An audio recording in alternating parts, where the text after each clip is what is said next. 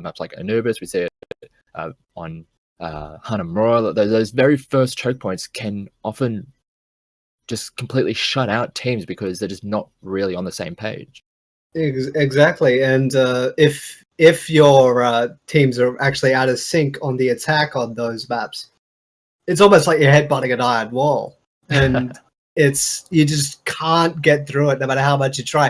It really does take a fully coordinated effort, and it'll be an interesting thing to me, at least, seeing how long it'll take for them to break a defense, if at all, and how quickly they can actually snowball that to the second point. But to be honest, Phoenix, I think we're jumping a little bit too far ahead with the... I was just going to mention, that is going to be, I think, around 3 that we get to those maps. But first of all, we do have this control map to go first off. We were just having a few last-minute technical issues that were just getting sorted out. But I think we're kind of ready to get into this game. So, yeah, we should be able to get into this first game of this community night.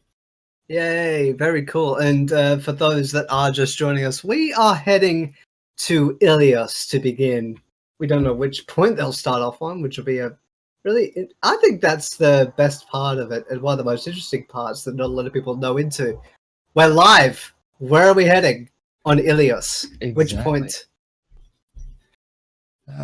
We talked a little bit about the well, we talked a little bit about the ruins, but we didn't really talk too much about the lighthouse. I mean, that one's kind of the most neutral or standard one, and funnily enough, that's where we start off. Oh, cool! We get to start off on the lighthouse, and it could actually favor itself more of a close quarters engagement, especially because the middle point is so isolated from everywhere else. There are those. The thing about the lighthouse, you do get those close quarters situations, especially when you start going through some of those narrow corridors, but because of the very open nature of that center part of the map around where that bell is, you can also give a little bit more space for things like Pharah and potential Pharah Mercy combinations. But we are getting into the game right now. All right, teams are just now going to be getting set up. I believe we have the Sith Lords in the blue, and we have... Where are they? The Skywalker clan is in the red. There we go. Which is an odd color for Skywalker because if I remember, the rebels are actually blue. I feel like the colors should be inverted. But... Oh well, Overwatch has given us a little bit of a curveball there, and we've already got a pause on deck. A member is having a little bit of a issue with his rig, but from what we see so far, I'm really liking the at least it's very standard, but it is very tried and true at the moment. On the side of the Skywalkers, we had a Zen.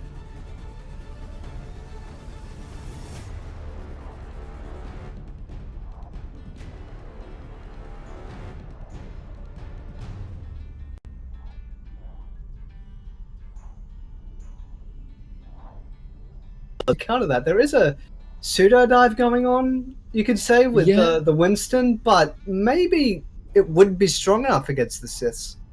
Yeah, we'll just have to wait and see. I mean, they do have a reasonable amount of protection with the Winston bubble. They also have the Xayah shields to help out any potential support that's taking a lot of aggression from that dive that you mentioned.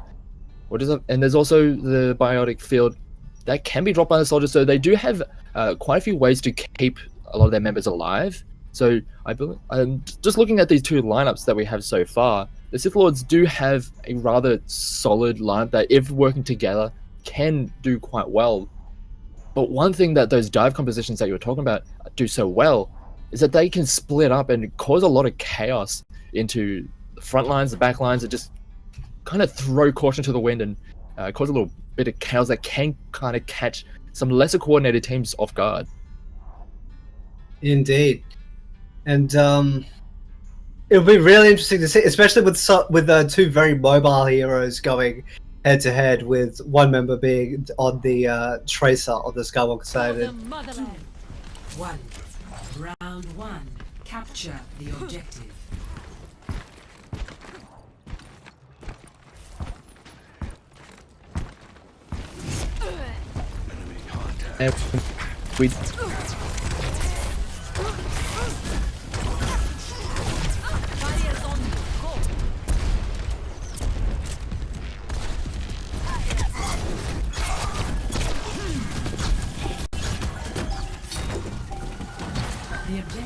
is now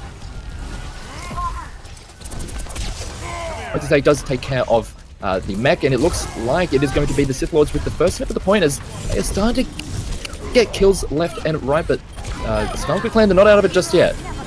Definitely not, and that fire is still big at large outside the point. Although the Sith Lords do get the initial cap, that pharmacy is still proving to be quite the nuisance, but Sneaky Snake just wiped Callisto straight from the server by doing the ever-loving leap of faith onto the Mercy and just leaving the Farah out to dry and float around. And they may elect to do a reset for Rand of the Chief, especially with the ult that he has in his pocket already.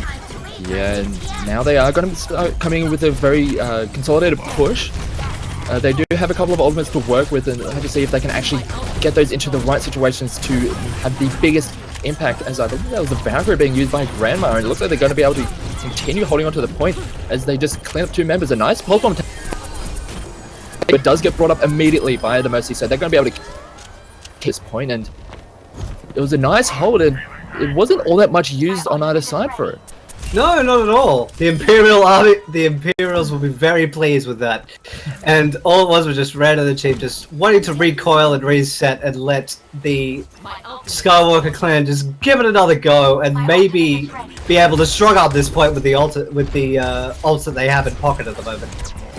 Yeah, the ultimate advantage is still in favor of the Sith Lords, and we'll have to see if they can actually leverage that to maintain control, as they are going to be using that sound barrier reasonably early. They are going to be pretty much just dismantling a lot of the damage, as a nice rocket barrage comes in, takes out two members, and they are going to be trying to get onto the point, but a nice tactical visor takes care of the Zenyatta, but still it's so much in favor of the Skywalker clan now that they've invested quite a lot of their ultimates. It's exactly what they needed, and the Diva actually has been a bit of a pain in the neck for the side of the Sith Lords, especially with sucking up a lot of that attack visor that McBain had used, and basically just nullifying all of it. Yeah, and we do have it going over to the side of the Skywalker clan, but we're looking at the side of the Sith Lords, they have 95%, so we're essentially into a situation where one very solid team fight coming out of the Sith Lords could very well just end this round. Indeed, and there's only one ult on the side of the Skywalker clan, which is the self-destruct, and with how tight Lighthouse can be, it can be quite pivotal, but we will have to wait and see. Yeah, Mythicora went over to the McCree, wanted to have that little bit of extra damage to try and contest that fire in the air, but ended up just getting taken out for it. And not much investment going in for the side of the Skywalker clan, and they are able to hold on, so they're going to be in a reasonable position to maintain this control. And all we have on the other side for the Sith Lords are just the ultimates on the tanks, I believe.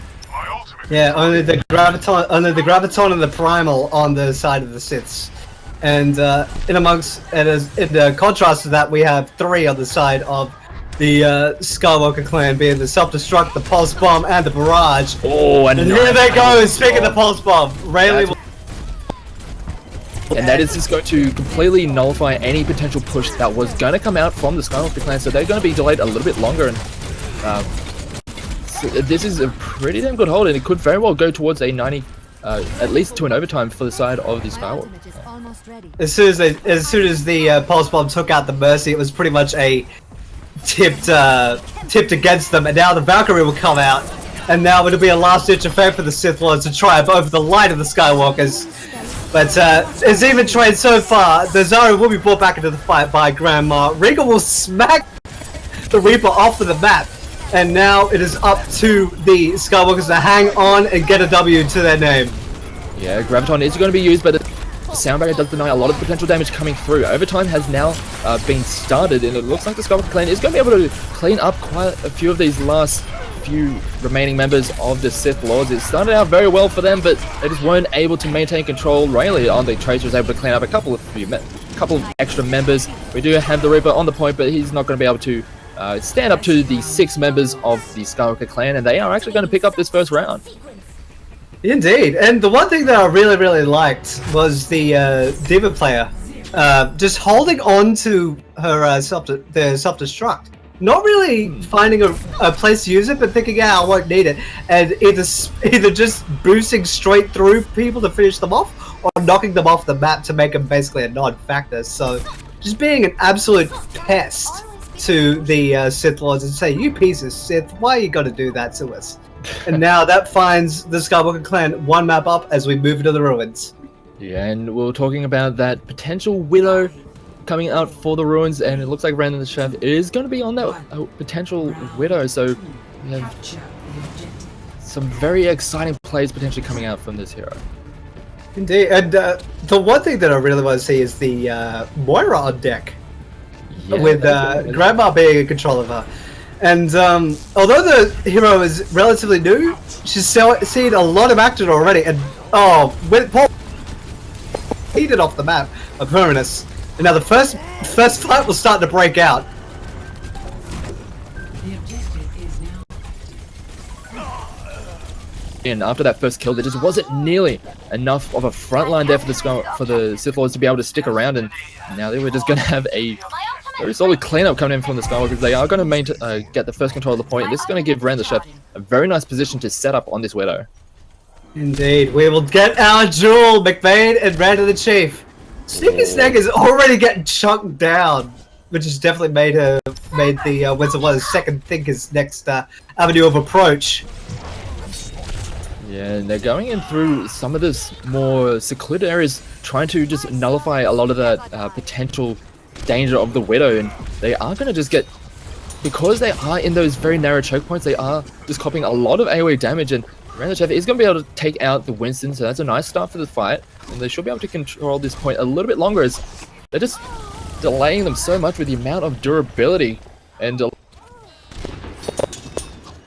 just soaking so much attention. Yeah, indeed. The coalescence will come out from the Moira, and she just gets promptly deleted and silenced by Jill, and Regal will take out the Genji by shocking him to death. Ow! Oh, he's just look at Rand the Chief and his Clusa in her back pocket, just wiping out the Sith Lords and saying, "No, Mr. Vader, no, your henchman will not triumph this evening." They're not even needing to invest any ultimates. Sure, the Widow ultimate was used just to give a little bit of extra vision, but we're seeing just how useful that it is. They're just able to clean up kills left and right, and just delaying this potential push coming out of the Sith Lords so much longer. They do dive onto the high ground to try and dislodge that Widow, but it's just not nearly enough. And she just keep on getting the kills. Both supports are down, and it's very hard to see how the Sith Lords are going to be able to dislodge this. No, that Widow is just being a thorn in the side of the Sith Lords, and they're using everything to try to get rid of her, and it's proving to no avail. Now the Sith Lords are at a huge disadvantage, just trying to bleed time and get one more chance at the point. They are getting onto the point, but look at the amount of ultimates on the side of the Skywalker clan. They have so many to work with, but they're not even going to be needing them, as they are just going to be cleaning up all the members, and they do just pick up that second round in the Skywalker clans. Wow, once they got control of that, it was just lights out. It's true. All of it. Indeed, and that is one map to the side of the Skywalkers. And of course, the play of the game, we were just highlighting it very, very shortly. Oh god. Rand the Chief and this is the kind of Widow Mercy in back pocket. to verse. It is just so terrifying, because you know that if you step the slightest bit out of line, there's that Widow with the crosshairs right on your head, and that's what we saw in that last round, and oh boy, was that a very devastating one. Clusa and Rand the Chief, if they ever cross Darth Vader's path, they will be force choked for making their troopers look like, well, 5'4" normal stormtroopers that can't aim at all, because they just ran circles around that attack from the Sith Lords. They just shut it all down and made them all look foolish, to be quite frank. That's pretty much the succinct way to put it, but that is just the first round of the night. It was a very solid win coming out from the Skywalker clans. We are going to go to a very quick break, but when we're back, we'll be coming in with round 2 of the Watchpoint Oceania Community Games Night, brought to you by CappingTV. Don't go anywhere.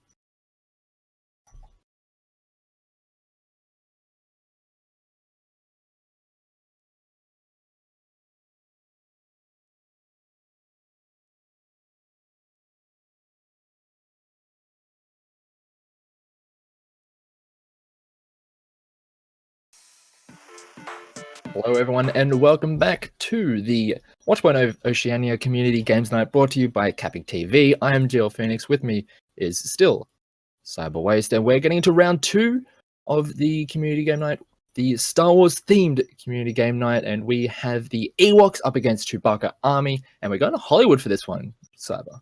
We're expecting a lot of hair and a lot of glitz and glamour in Hollywood. And I wanted to get that joke in there because if you don't know about the Ewoks, they're small, cute animals on the forestry moon of Endor.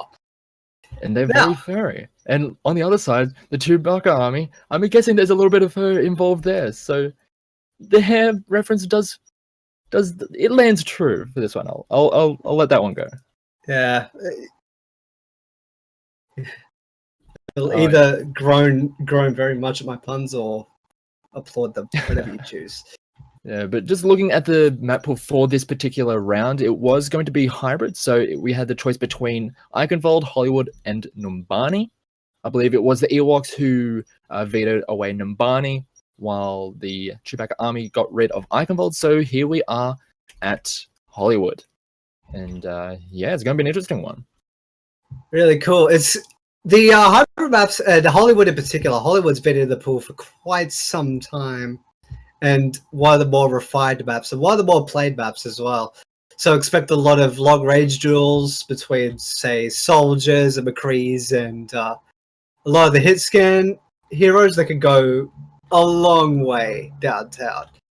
Or expect just a whole lot of carnage from Junkrat. Yeah, there's as we're talking, there are those long range engagements, but there's also quite a few choke points where you can just clog up with a lot of just latent DPS, as we do see with the Junkrat. And it looks like we are going to be having the Ewoks on defense first. They are going to be on the blue, while we have the Chewbacca Army on attack, and they are going to be in the red. So let's have a look at some of these team comps.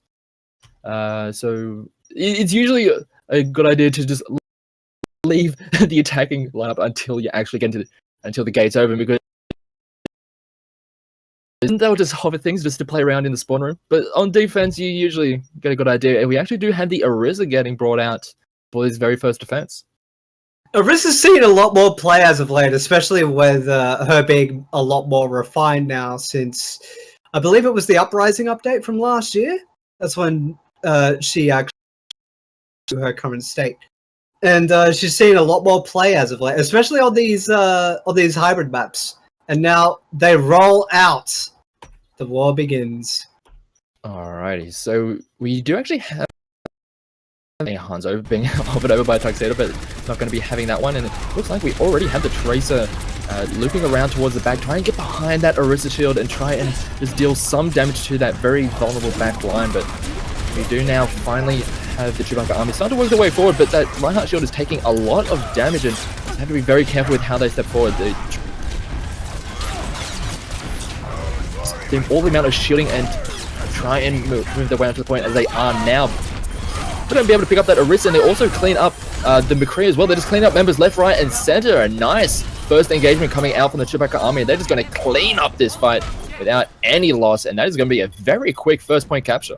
That was clean and quick, and especially with they essentially did a collapse with the Tracer moving around in the back line. It just collapsed on the entire defense. Instead of flanking around traditionally from the back, they just went around the window, squashed the entire defense, and now they move into the second phase and out into the Wild West set. Yeah, we did have Bozart on the Tracer trying to get a very, very forward position to try and clean up any extra left for a defense, but ended up just getting cleaned up by the Zenyatta by on the side of the Ewoks, and that's kind of stunting their attack a little bit. But they are going to be able to keep on moving through the Wild West. Barra coming out on the side of Powder Hippo. It is not by Bozart on that McCree, and they're just going to be able to keep on walking the way through as a nice Earth Shatter picks up too. Does get stunned out with the McCree, but they are going to be able to clean up members left, right, and center. Still, they forward momentum. They're going to keep on moving as they do take out the Orisa, and that is just yet another very clean fight coming out of the Chewbacca Army. The Chewbacca Army is just plain to see, and this may not even be contested until the second point. They are starting to roll out on the side of the Ewoks, but they're all good enough! A nice Transcendence does keep them alive, but Transcendence used on both sides. The point was captured, so throughout all of that, it was just essentially a delaying tactic of that Graviton Surge, so they are going to be able to get to the second point as able to get set up by the Ewoks. No! They're far too small and far too fragile. I guess they don't teach them that on Endor. Tuxedo's being very aggressive on the Zarya, which is one of the most terrifying things. Oh, all the Chewbacca army. Oh, the Deadeye picks up 2, and they're going to be able to finally get a bit of a defensive hold. But the Revive does bring up Casey on that, the Genji, but they're not able to get anything going forward, as they are going to have to invest quite a few ultimates on the defensive side, but they do manage to hold on for just a little bit longer, and maybe they could start to mount at least some kind of hold. Vicious Kovala really showing his fangs there and taking out 2 of the Chewbacca, making them second guess their aggression. And oh my goodness, just wiping the McCree straight out of the server with his right click charge. I just love seeing it as a how to play myself. I just love being able to clean up someone as a Dragon Blade is going to be invested, but gets demolished immediately. Bozo takes out 2, as they are just actually going to just clean up this fight. They are going to be losing the Casey, but that's pretty much it. They're able to just keep on moving to this final point. The Graviton Surge gets invested, but they are just going to be able to move out of that. They're not really going to be able to get too much out of it, as the Transcendence is going to be used, but they're not able to get all that much value out of it. They are going to move this way onto the point, as this Orisa's trying to stick around, but it's taken so much damage. He's able to get behind the shield. As Oceania does come out, they do manage to clean up 1 member, but they are just going to be able to invest a lot of ultimates that they've had in the bank, and there's not really a hell of a lot left in the tank for the Ewoks. They're just going to be scrambling their way onto the enough. The respawns just aren't there, and that is going to be the 3rd point captured, and a very dominant push coming out from the Chewbacca army. Blazing! Even before the last fight near the... They had over 4 minutes. And just basically that was unrelenting for the Chewbacca army, and basically, and the Ewoks were basically just left hung out to dry. Like, what am I meant to do? They had nothing to really go off, and now they are aiming to maybe repeat that on their attacking side. Yeah, it was just essentially they had that one good defensive hold around on that last corner, but beyond that, there was just nothing really stopping the Chewbacca army from just barreling through. But as you mentioned, it is now onto the Ewoks to try and mount some kind of offense for themselves. There is a lot of time in the bank for the Chewbacca army, but as long as the Ewoks are able to get to the end, they are still in this game.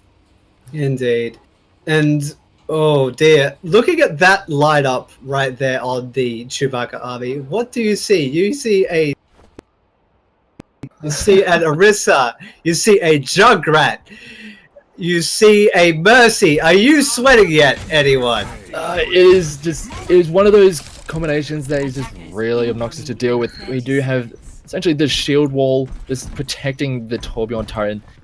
Essentially, they can just stall out so very long, and with that Junkrat, just it'll be very hard for the Ewoks to be able to push in. They'll have to try and circumvent a lot of that potential just stalling points. Just have to wait and see what they can do with this composition. Especially with the Casey or the Junkrat, if he pipes any of the heavy hitters or the main parts of the team composition, like your Winston or your Mercy or your Diva, it's just going to be a real pain in the neck to try to get through. But they're going to have a valiant attempt as they begin their attacking half. Yeah, they are going to be starting on the high ground. They've not got a very solid push coming in yet. A nice ice wall to stop out, to prevent a lot of the damage coming in, but they are just kind of split a little bit. Some going left and some trying to go right, but they are around the left side, trying to come in from the flank, but already the Chewbacca army are ready for it. Casey takes out the May, and that is already a great start. He takes out another, and this is what we'll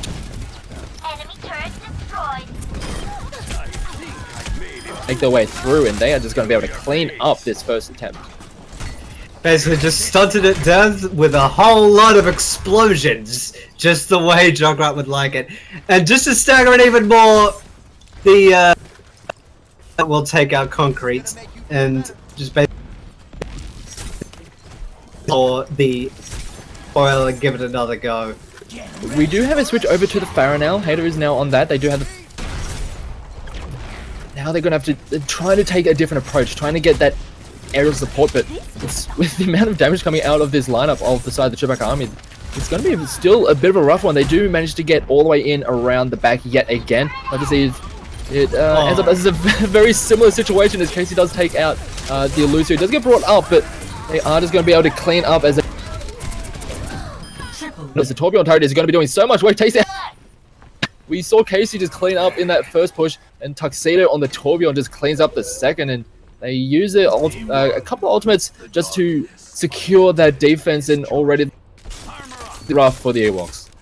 And especially with another Riptire potentially on deck for this fight, with Casey moving into the 90s in terms of his ult charge. But with the way that the Ewoks are playing, they are just gathering up, and then the Bongo will go down. Maybe they will have to try their hardest to try and break this defense, but it will still be iron. They're trying to come in.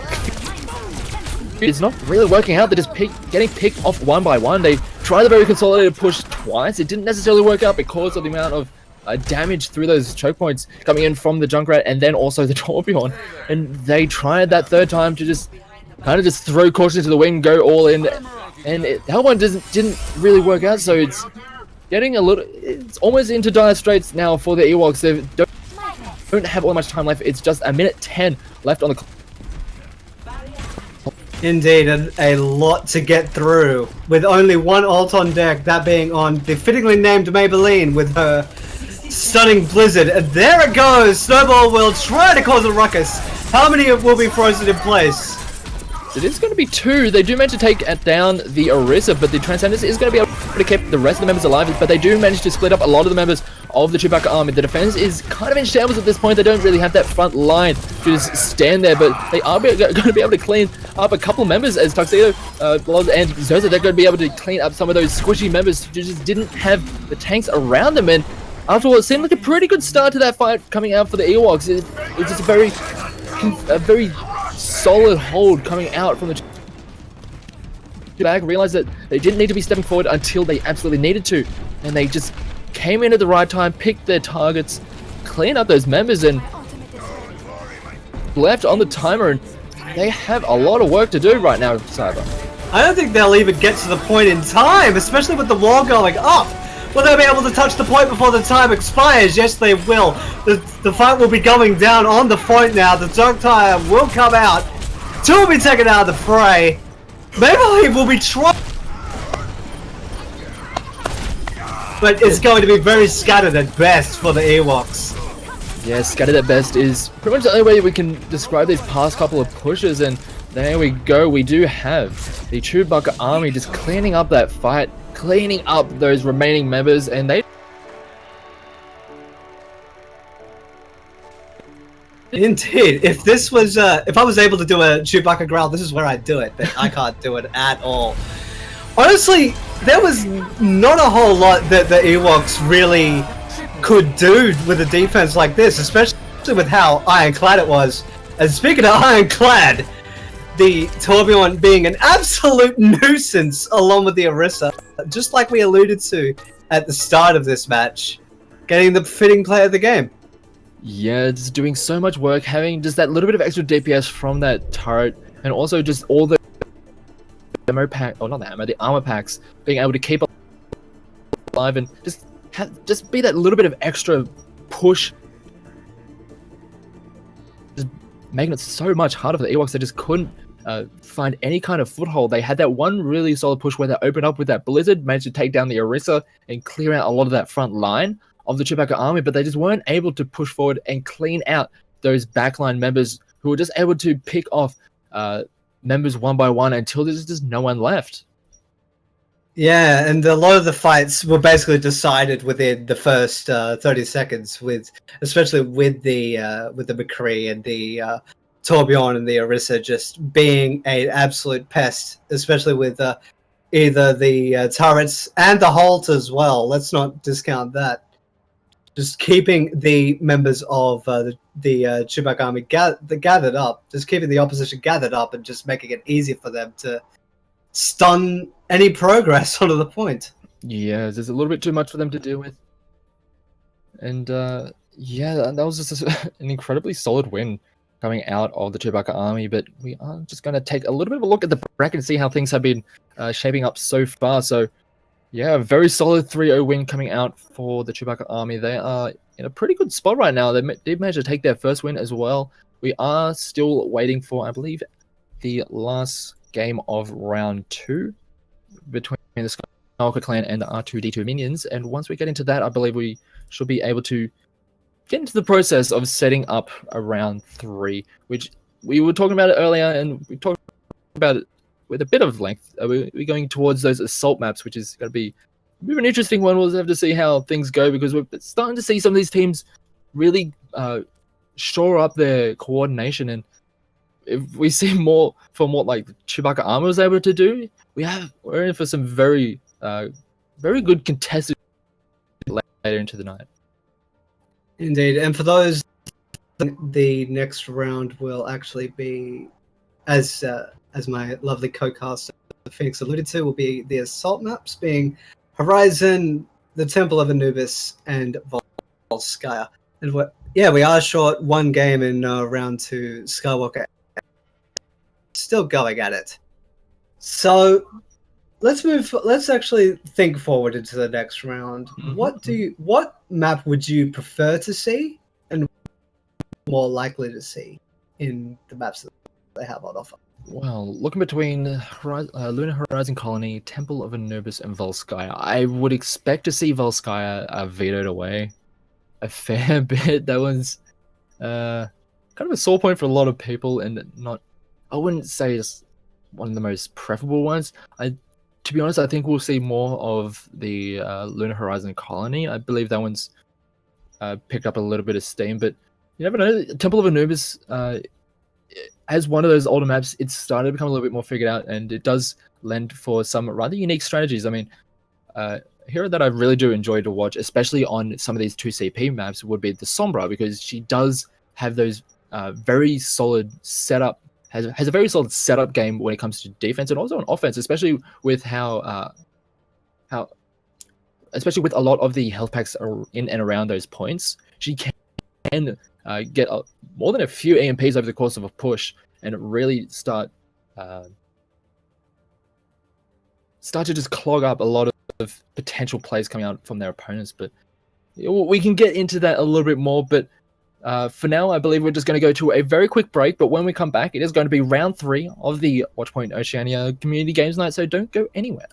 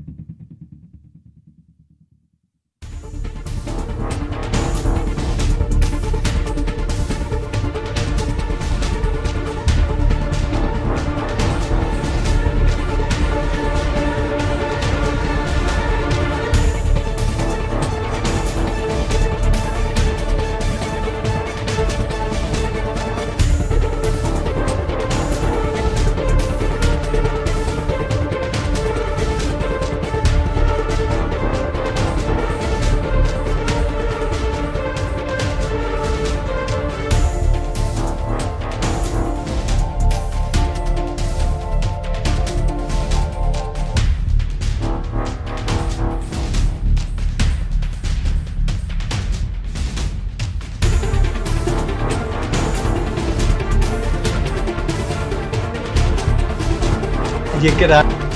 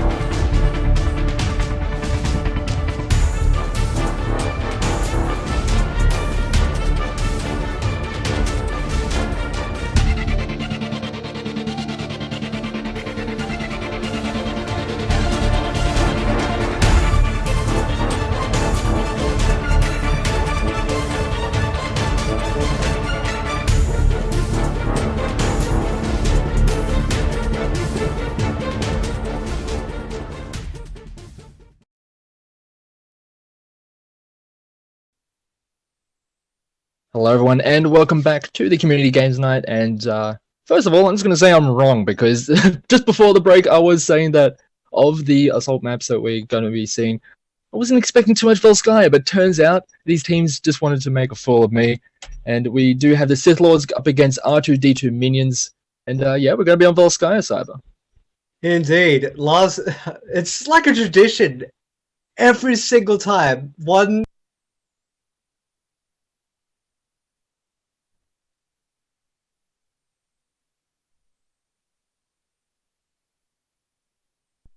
Out the lunar colony, so we don't get any That's No Moon references, unfortunately, while we had R2-D2 minions taking out Anubis.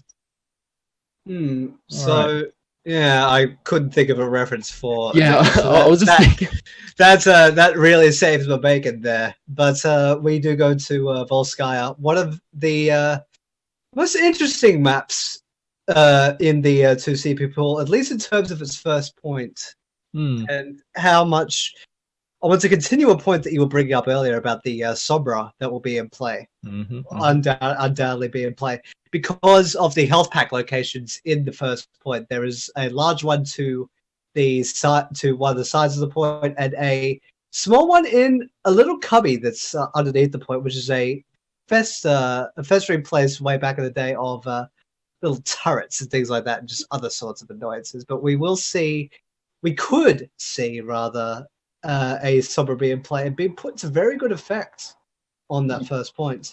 Yeah, absolutely. And one thing that's very interesting about Volskaya is that it is a very different map between just like regular competitive play and when you get to like actual competitive teams. It is a very different game to watch because you see the top teams, they will play a very deep defense. They'll hold back onto one of the high grounds and just let the opposing team come in, and then it'll just hold from that high ground. Whereas in a lot of just regular competitive games, you'll see a lot of teams just like hold at that first choke point. So I'm very interested to see if we which one of the two we end up seeing from this. Indeed, and especially on the defense, you may see them actually play back and just let the offense sort of hang themselves, and maybe get caught being too aggressive on their offense and just get cut off, especially on that high ground, depending on the compositions that either team will throw out. Yeah, it's going to be very interesting. We'll have to wait and see who ends up on attack first, but just a quick look at how some of these matches have gone so far. I believe R2-D2 minions are currently 0-2. They lost to the Ewoks and the Skywalker clan, whereas Sith Lords, they are also 0-2. They end up going down to the Skywalker clan in the first game that we had on stream, and also to the Jedi Council, who we haven't seen so far tonight, but I believe we'll see them later on. So very interesting to see how which of these teams will be able to get their first win. Yeah, getting a ever so elusive W, hopefully, for either of these teams. We are getting into the game. It is Volskaya. It's very nice and cool, which is very much not like what it is right now here in Australia. It is obnoxiously hot, and I absolutely hate it. Don't remind me, man. It's like a sauna here. It's the absolute worst. It's really good and uncomfortable. But the cool thing about Volskaya, at least, if you look out the attacking spawn and go and look to your right, oh, I mixed up my directions. Look to the left, you will see some giant robots just strutting around. You can actually One of the protectors, I believe they are. They are also in Heroes of the Storm, as they are in the Volskaya map. I believe that was released. Yeah, I haven't actually. Yeah, they came out a month or two ago, and to be honest, they're not all that great because you have to throw two people in there to make them useful. And Attackers incoming. Too many community consensus is just a bit of a meh. They're pretty cool, but could be better. But anyway, we are getting into this. The evolution of the AT-ATs from the old Star Wars movies. They're just tired. Now I don't have to do anything. Got it. No. Alright, so we do have the Sith Lords yet again in the blue, confusing most people who are used to seeing Sith be in the red, and they're going to be on defense first. And they're actually going to be running with their Junkrat, trying to clog up all those choke points. Whereas on the offense, we do just have a rather solid front-to-back lineup coming out of the RDA, as they are going to go in for that first push. They are trying to go around, but Sneaky Snake is just slamming left and right with that giant hammer of his, and that's going to stun that attack before it can even start. Yeah, essentially the Mercy got deleted, Brandmaster just got wiped off the face of the earth, and that was pretty much it. They are trying to keep a lot of the Sith Lords at bay in the back line, and the Zarya of Mythic Aurora will be taken out, but the feed will be all blue, and the side of the red being the R2-D2 minions. The droids will have to reset and recalibrate. Yeah, it wasn't the most... It didn't seem like it was the most coordinated of pushes. They all kind of went in at their own leisure. We ended up with quite a few of the back lines, and it ended up just forcing this next push to be stalled out quite a bit. We do have the pharmacy getting brought out, as Milo's going to do a decent amount of damage raining in from above, but Grandma's going to be able to take out the first of the attacking team, as they are going to be able to just trade back and forth, but there's not really much going on to the point. We do have the Lucio starting to move there. Sneaky Snake is trying to delay any kind of point capture. We do have Milo with good control of the skies and not much threat coming onto him, so he's able to do a decent amount of damage, dish out quite a bit, and it looks like they could very well start getting a decent amount of time on this point. Yeah, and Mythic Aurora will be taken out of the fray, as well as the other attacker Sneaky Snake, and they are now starting to get the capture point percentage being accrued. They are 1/3 up already, and now the poor Mercy under the name of Fatty is being zapped to death by CT28, and it looks like the droids will be moving forward to the second point of Volskaya, and now the Sith Lords will have to figure out what to do next and how to dig their heels. Yeah, it could be a rather risky defense, because looking at the ultimates on the side of the R2-D2 minions, they have quite a few in the bank, and they could do what is quite common for these 2CP maps, is just rush through to the second point, use that advantage and just barrel through, use that snowball to the best of your advantage. But nice, Graviton locked in quite a few of the members, and they are going to be able to clean up a lot of that attacking force, so they didn't really have all that much in the bank compared to what the minions had, but what they had, they used brilliantly, and that's a great hold. Indeed, and essentially the death knell in the coffin was the Graviton from Mythic Aurora. It was just basically a free sign to say, hey, come here, get rid of us, and we'll give it another go. That's exactly what they did, and now the Sith Lords will maybe start to steady the ship, and the opposition of the minions will have to figure out what to do next. Yeah, they did have that initial ultimate advantage, but that time is gone, and they are kind of behind now, as they do have the Earthshadow going down onto the Diva, but not really much. They're not able to get too much of an advantage out of that, but they was going to be getting demech'd. Did manage to take down the Diva and also clean up the soldiers, so it's still a nice hold. They have a couple of ultimates to work with. They have the Tac Visor if they are feeling as though they need it, and they also have a couple coming up reasonably shortly, but on the other side there's really not much that the minions have to work with, and we might just see a few dry runs try and just pick up some ult charge in preparation for a rather big push later down the line. A real oddball pick, I believe I want to bring to your attention is Milo on the Hanzo here. Maybe wanting to either go for recon or try to split the defense with the Dragon Strike later on. Yeah, they Let's do see have how a that reasonable goes. combo with the Xayah Graviton Surge into the Dragon Strike, but they're just not able to get there just yet as they just keep on pushing forward. A very forward-moving defense. They're able to clean up a lot of the members. We do have Tracer just sticking around reasonably close to the point, just not wanting to lose her position, because that is just a push that is just doomed to fail. They are just going to be waiting for the next push coming out from the minions, and already we're starting to see the ultimates stack up on the side of the Sith Lords. Yes. Unfortunately, Clickbait's position was very strong, but is very hard to take advantage of without backup. But they are starting to move in on the attacking side of the R2D2 minions. The Clickbait will completely erase the right heart of Sneaker Snake. The attack visor will come out from McBain. And watch out! You are going to be sat down. The Sonic Arrow will go with the back ahead of McBain. This team fight will continue to go on. Yeah, the Valkyrie was used and they're able to pick up a couple, but they're just trading kills back and forth. The ultimates are being used as they are just trying to get any kind of advantage that is going to stick, but so far nothing is really going all that much in favor of the minions. They're able to pick up a couple of kills here and there, but they're just not able to get any foothold towards the point. And looking at the amount of ultimates on the side of the Sith Lords, they have a lot still left in the tank as they can stall out this point for more than for quite a while at this point.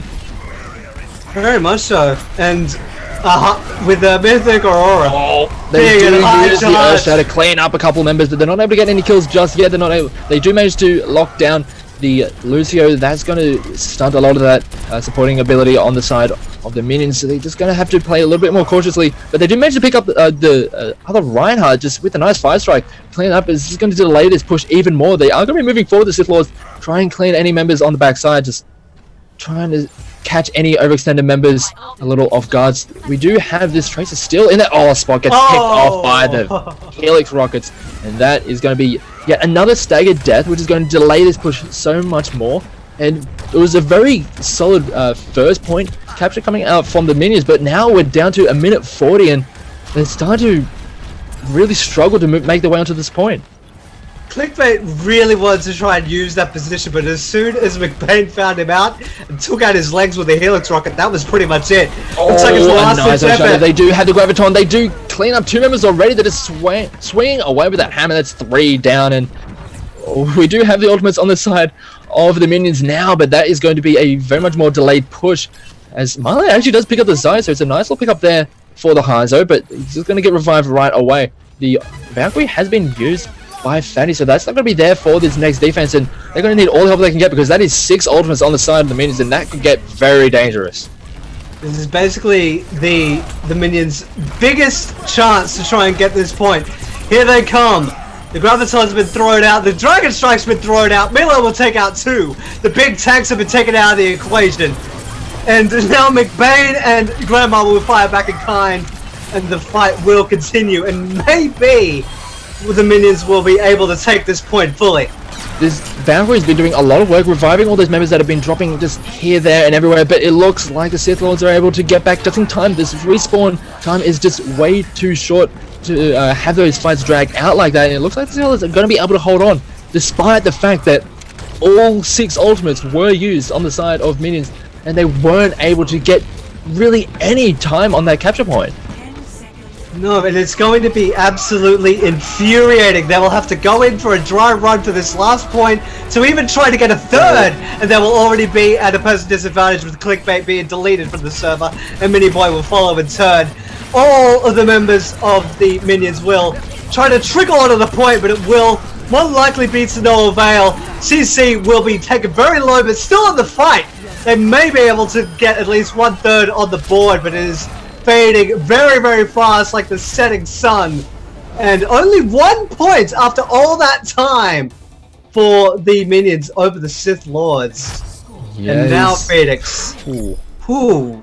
That was intense. Yeah, it was a very brilliant hold coming out from the Sith Lords. They kind of got scattered on that first point, ended up giving a lot of time over to the R2D2 minions, but once they got to that second point, as you were mentioning, they dug in their heels, even though on several occasions they were at an ultimate disadvantage. but they were able to use the ones that they had really well and clean up those fights. And we have 0% on that second point for the R2D2 minions. So as long as the Sith Lords are able to get any kind of time onto that second point, they can very well just take this round. They have to get at least 1/3 on the point, on the second point at least, or it will end in a win or a draw. But we'll figure that out when we get there.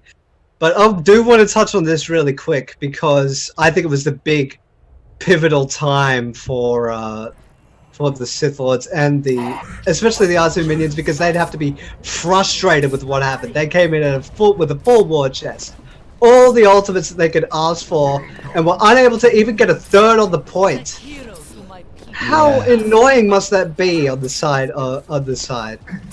Yeah, it's one of those things where you feel as though you've just what happened, what could we have done better, and I feel as though a lot of it came down to the Sith Lords recognizing that there was that combination coming in. They saw that they had the Hanzo and also the Zaya, so they split up. Sure, there were 2 members that caught in by that combination of the Graviton into the Dragon Strike, but they weren't. It was only 2 members, and the rest of the team were able to stall out long enough that they were able to get those members back in time for the defense. And it was just really good play around the ultimate advantage by the Sith Lords that allowed them to not give up anything really. And now we have to see how their attack goes. And we are seeing on the other side, we are actually getting McBain onto the Junkrat. We do actually have that very defensive high ground hold coming out from their minions, as we were alluding to at the very start of this map, but they aren't going to be able to get onto the point, the Sith Lords, but they are going to get pushed around.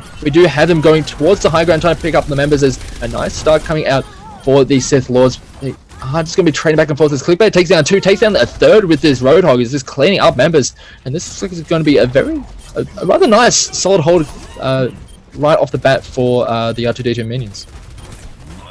Yeah, it was actually quite insane to see the Genji and Mythic Aurora just being an absolute pest, just jumping around like if you wanted a comparison, like the old Scout from TF2, just jumping all over the place and just saying, "Brother, you can't hit what ain't there."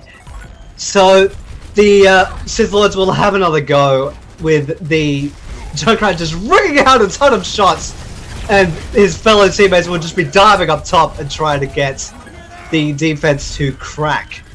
Yeah, trying to just dislodge them from that high ground, and now they're kind of taking it for themselves, as they do have the 2 tanks up high, and we also have the Genji trying to come in from those side angles, trying to clean up some of those supports, but a lot of support for those supports is there, and they're able to just dissuade that Genji from going too much further. Seeking Snake does go diving in. The mech has been taken out, so it's a nice little hold there coming out for members of the R2D2 minions. So they are going to be able to hold on to this just a little bit more. A nice reply comes in, cleans up the Orisa, but now we have to see if they're able to go to the point and start cleaning up some of those remaining members of the minions. They do actually take down that Zenyatta, but a lot of return fire is coming in. A nice sacrifice that does clean up too, but just gets taken out by the Dragon Blade. He's just going to rip through that soldier, and it looks like it's just still going to be a very back and forward fight. A nice Graviton, but is there all that much to follow up on that? They don't manage to get all the much out of there, as the sound barrier is going to be denying a lot of the damage. They are on the point as Transcendence comes in, and holy jeez, Cyber, this is just going for so long. It's so back and forward. This is going a mile a minute. The Bongo will go down of the Orisa. Mythic Aurora will try to reflect some of the damage back, but that is it. It looks like the Sith Lords have been strung up for now. Bongo will still be down. Mythic Aurora is still being a pain, but with the Diva and the Mercy being taken out, and now Mythic will be taken to the bench as well. The defense will be holding strong of the minions, and they may actually get a full first point hold if the tide of war does not change, my son. Whew! Breathe! This is looking really good for the R2D2 minions. We were kind of worried, considering how some of those last pushes came on their offensive side, not able to get too much even with ultimate advantages, but now with their defense is looking very solid, and with less than a minute to go for the Sith Lords to get, they need to get this first point to even have a sniff at this entire round, and they have a little bit of work to do, as we do see a few ultimates here and there. The Clickbait does take down the Zai. That's a very, very good start coming out for the R2D2 minions. That one supportive tank is going to do so much work to delay a lot of that damage, but Clickbait is doing so much work with this Roadhog, just picking off members left and right, cleaning up, and the amount of damage coming out of this lineup is just a little bit too much for the Sith Lords to handle right now. Even then, and now they're basically running on their last legs. They do have 2 ultimates in tow, that being the Dragon Blade of Mythic Aurora and the Sneaky Snake with his Primal Rage. It will be up to both of them and the rest of his team to try and dislodge the people from the high ground, dislodge them off the point, and the fight will begin. The last stand begins now. They are going in, they're going to be investing in their ultimates very early, as they are going to be able to get that Zenyatta down, as a nice Graviton does lock down all of the members of the Sith Lords. They're going to be able to take them down as they are just cleaning up this fight. Milo on this soldier is going to be able to pick up the 2 supports, and that is pretty much going to be it. There's not really a whole lot left in the tank for the Sith Lords. They get clean up left, right, and center. That is going to do it. And the R2-D2 minions, after a bit of a shaky push, second point push on their offense, come up with an incredible defense on the first point of Volskaya, and they take it. They were indeed the droids we were looking for. Yes, I'm very happy with that. I'm actually really impressed with Clickbait. He sent us a quick quip in the lobby chat to keep an eye on him, because he's really feeling himself, and he has every right to feel confident. He essentially played the battering ram for a lot of the attacking side, and was either getting frags or softening up the attacking side enough to basically win them that first point with a good authority. They weren't even able to get a third on the side of the Sith. Yeah, we're discussing the different ways of defense coming into this map, and we saw the differences between the two. When we saw the Sith Lords defending, it was more of that very forward defense towards that first choke point and trying to work around that. But we saw that once it started to break apart, it was very hard to scramble back to the point. But we saw from the R2-D2 minions, they had that very deep high ground defense, and it was very hard for the Sith Lords to try and dislodge that. They had the D.Va and the Winston try and jump up to that high ground to just try and move around the members of the R2-D2 minions, but it just wasn't nearly enough, and that defense just really held strong. Indeed, and that's really a testament to why the high ground is so strong on a map like Volskaya. It's going to be very tough to dislodge, and basically the side of the minions is put on an absolute clinic on first point defense of Volskaya. That will give them their first W in tonight's community night, brought to you by Watchpoint Oceania. A very, very passionate Overwatch community, which is just shown by the turnout and the players, that we're all having fun and yucking about. Yeah, it's just a bit of fun. I mean, I believe this is the last community game night for the year, so it's been a nice turnout for, I believe, CappingTV's first Overwatch cast, and I'm very happy to be a part of it. It's been a whole lot of fun so far. We've still got quite a bit more to go. We do have a couple more rounds and then a final coming up later on, but I believe we'll be going to a quick. And also thank you to the viewers who have been tuning in. It's always fun to cast to a crowd, and it's a whole lot of fun to have everyone around and enjoying this event as much as we are right here. But we are just going to go to a quick break.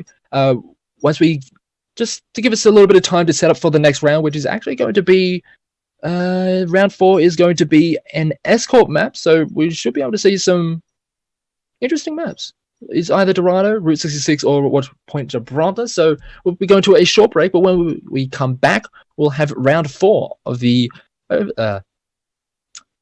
community game night.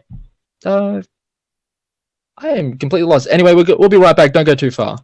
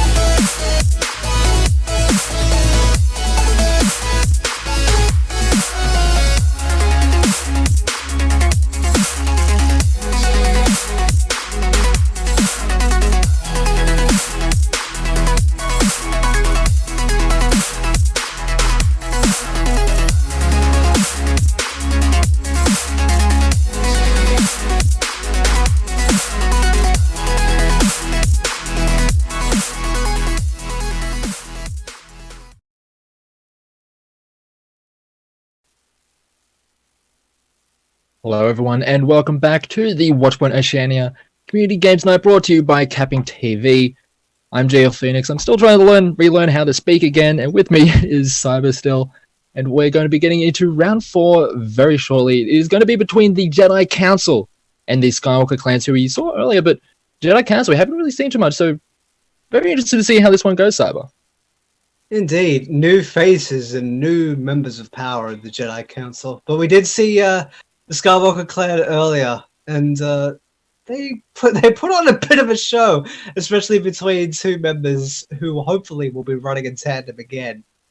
But for this next map, we had a choice of 3 maps, that being Dorado, Route 66, and Watchpoint, Gibraltar. Let's actually move back through the log to see who... I believe it was Skywalker clans banning out Dorado, and then we had the Jedi Council coming to a very conscious decision as a council, I guess, and took out Gibraltar. So looks like we're going to go over to Route 66 for our escort map, and yeah, it's going to be an interesting one. Where the coffee tastes like dirt, apparently. Yeah. Yeah, I'd go for a coffee right now. But Yeah, sadly, I just finished mine, so I'm Lovely. pretty good in that regards. Lovely. You'll be wired and ready to go then. It'll be actually really interesting to see the opening gambit, the opening defense on Route 66, whether they'll stick to the rooftop of Big Earls or just go aggressive right out the gate. Because it's a very strange beast, that being Route 66. Either the attacking side will be held outside of Big Earls, or they'll be able to roll through, and there's really no in between for the opening gambit. Yeah, you don't really see too many defenses once you get through to this in that second point area. It's rather hard to get some of those consistent defenses, but as you're mentioning, that first point, it is one of those areas where you can get that very staunch defense and can make it very hard for the attacking side to get much leeway. And we are getting into it. It is Route 66. In the blue, I believe we have the Jedi Council, and we do have the Skywalker clan. We saw them on the red before. It was confusing then. It's still confusing now, but we're just going to have to roll with it. It just doesn't feel right, does it? No. It's like in your soul, it just doesn't. It just doesn't fit. Like when we had the Sith consistently on the blue, it's just like, what are you doing to me, man? This is not right. Very, very true. I want continuity in my themes. Thank you very much. But on the defending side, we're seeing a pretty solid defense already. The big picks I want to see are Xanasis on the Sombra and Infi on the Moira, who we haven't seen a lot of tonight, but we have seen a lot more play as of late. Or maybe not. Infi's still sitting in spawn, contemplating what to do next. One thing I do love about the Sombra, especially on this first point, is that we see where she's right now. In this tunnel where there's a big health pack, she can hack this big health pack and then move into Big Earls, have that big health pack, and there's 2 of the very large health packs that are hacked, and that's a lot of extra health and just a lot of sustainability for her team. It can make it really obnoxious for the attacking team to try and push in because of the amount of sustainability they have with those extra health packs. And because of that, they're able to run with just the single support of the Mercy, with Sombra essentially running as a secondary support. But we are going to get a rather dive-heavy composition coming out for the Skywalker clan. And the Genji's already going in there, but they're not going to be able to get too much going on as Neon, this Junkrat, just blows him right out of the sky. He's going to take down a couple more as this is going to be a very solid first hold coming out for the Jedi Council. That was blink and you miss it, essentially. They ran that in less than 12 parsecs. And all I want to see is this defense to be rock solid. Zunaz almost lost a life, but thanks to the health pack being in Big Earls, stayed alive via the recall of the translocator. And you can see it again with the health pack being hacked underneath the first health pack being hacked, basically denying that Tracer on the attacking side, just denying her any chance to get her feet dug in, and then is taken out of the fray by Fez. Yeah, this is a great start coming out for the Jedi Council. They do have a rather solid hold on the top of Big Earls, as you were mentioning, and they also have those tools to be able to just chip away that back line as the Mercy takes a lot of damage, and they are going to be able to clean up a couple of the members as Xenesis, as I've been saying, on that Sombra is doing so much work in those back lines. Those hacks are doing so very well, and this is very hard for the Skywalker clans to just push in, as Rand the Chef is actually going to be able to clean up that Junkrat. Is going to be able to pick up another one with that Swift Strike, but that Revive coming into the Junkrat is going to be able to keep them in this fight. As a nice, a great deflect is going to be able to knock Oz off using his own whole hog, and that is actually a very nice opportunity to come in and take this push even further, as the Dragon Blade is going to get used as they take down the McCree, and they do maintain control of the high ground. This is a great push coming out for the Skywalker clans. They could very well push at least very close to this first point. Just off of the back of that blade by Rand the Chief and a few of the very good moves for the Skywalker clan, their attacking side is starting to show signs of life, and they've already moved very aggressively forward, with Rand the Chief deflecting the Holt as well, making it essentially useless, and then giving this payload pretty much a free path until very close to the first checkpoint. The Riptide will go out from there, but will get nothing for their troubles, and then Rayleigh will be taken out by Synesis, and then the Riptide will go out and turn from them. Yeah, we do have the push keeping on going through. They're just trailing in onto this point. They're not able to get that consolidated defense. As an ICMP does come out, but there was absolutely no follow-up. It gets cleaned up by Rand the Chef, and they're just going to be able to keep on pushing through as this Orisa does come in onto the point, and that is going to be it. Not able to get any more time on that point, and that is going to be the first checkpoint just picked up by the Skywalker clans, and after what seemed like a very solid hold on the first point, very nice turnaround there for the Skywalkers. Indeed. Channeling their strength in numbers. Rand the Chief fought very, very low, barely living, but is now able to retreat in amongst his teammates. Then Xenesis will be taken out, with Rayleigh's Peacekeeper taking out too, and Regal smacking Neo around a bit. Yeah, and nice cleanup kills, but with a little bit of delay on the card. By Oz on this Winston, and also by this Tracer, they're able to delay just a little bit longer just to try and get the rest of the team back into the fight, but because of that, they are just staggering deaths, and it's allowing a little bit of extra time for the Skywalkers to keep on pushing, and they can start to move forward and start clogging up some of those entry points for the Jedi Council to try and get back into this. Fez being really obnoxious. Ooh. Almost got bought low, but Nia will take out Rayleigh and Rand the Chief, but that will instantly be res back by the Valkyrie Mercy. And now the Boggle will go down from infill, and the damage will be laid upon the attacking side of the Skywalkers. And will they be able to push the payload any further? Infill will easily say no, and now the ult will come out on the side, and the team fight will truly be underway. Yeah, the Dragon Blade came out from Rand the Chef, but he just got demolished immediately by the Junkrat with some of those mines, and that was just an ultimate that went down the drain. So a very nice hold there coming out for the Jedi Council. I was talking about how it can be a bit of a rough one to try and hold. As a nice Deadeye from the side, managed to pick up two, and that's a nice little pick up there.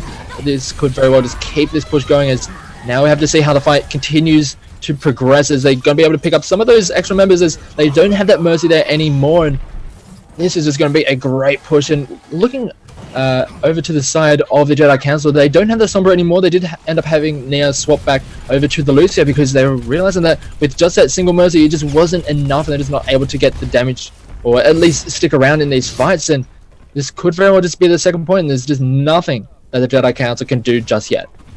No, and now they're really throwing the dice into the cup, and Rand the Chief deletes Mercy off the map, and now Rand the Chief is actually showing his hero versatility, with him being on Genji very early on and now moving on to the Farah, really digging into that pool to be the most credible force to his team. And now what the second checkpoint for the attacking side of the Skywalkers, and it's really forced the Jedi Council to actually hit and be able to only defend the last point, and whether they'll even be able to do that is anyone's guess. Yeah, we're starting to struggle to see them struggle to even dig defeat at any point.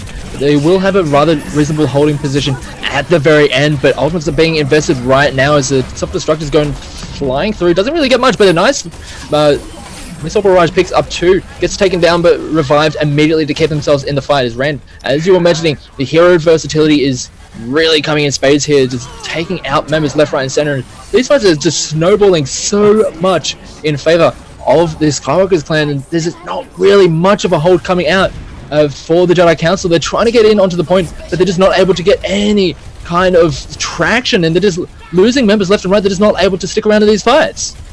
All it is tags and no frags, it would feel like, whereas Rand the Chief will take out Orissa's supercharger and then the main Orissa herself.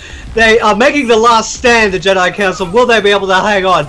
Neil will punch Jillian in the face, and Xenia will be taken out of the fray. Rand the Chief will be hooked out of the sky by OIZ. Rayleigh will get one on the Fez, and they are truly throwing everything they can to try and hang on.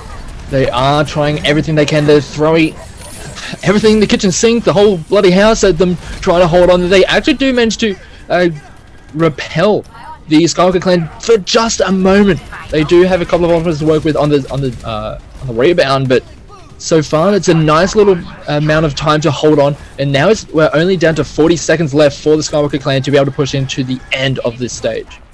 The only two ultimates I could really think of. Oh, the Flash of McRayley will save Rand the Chief's life, if only for a little bit, but will be taken out of the fray. The Jedi will come out, will not get paid dividends for him. Deeper will get ejected, the self-destruct will go out to repel the Jedi Council. OIZ will be blown into the airlock. Rico will be slicing through the Orissa. I'm tripping over my words as well now. Thanks a lot for passing on the curse. The Valkyrie will be taken out. And now the Jedi Council will start to really show off their defensive prowess. And now it is up to the Skywalkers to use all the strength they can muster to push this payload home. Yeah, we've even seen the switch over to the main just to get that little bit of extra defensive stalling, but it's not really working out all that well. They do have a little bit of extra time to work with because of how far they're able to push it back, but ultimates are being invested. Kills are all red on the kill feed, and there's just absolutely nothing that they can do. The Skywalker clan's not able to get back in time, and that is going to be round one completed, and that was a full push coming out for the Skywalker's clan.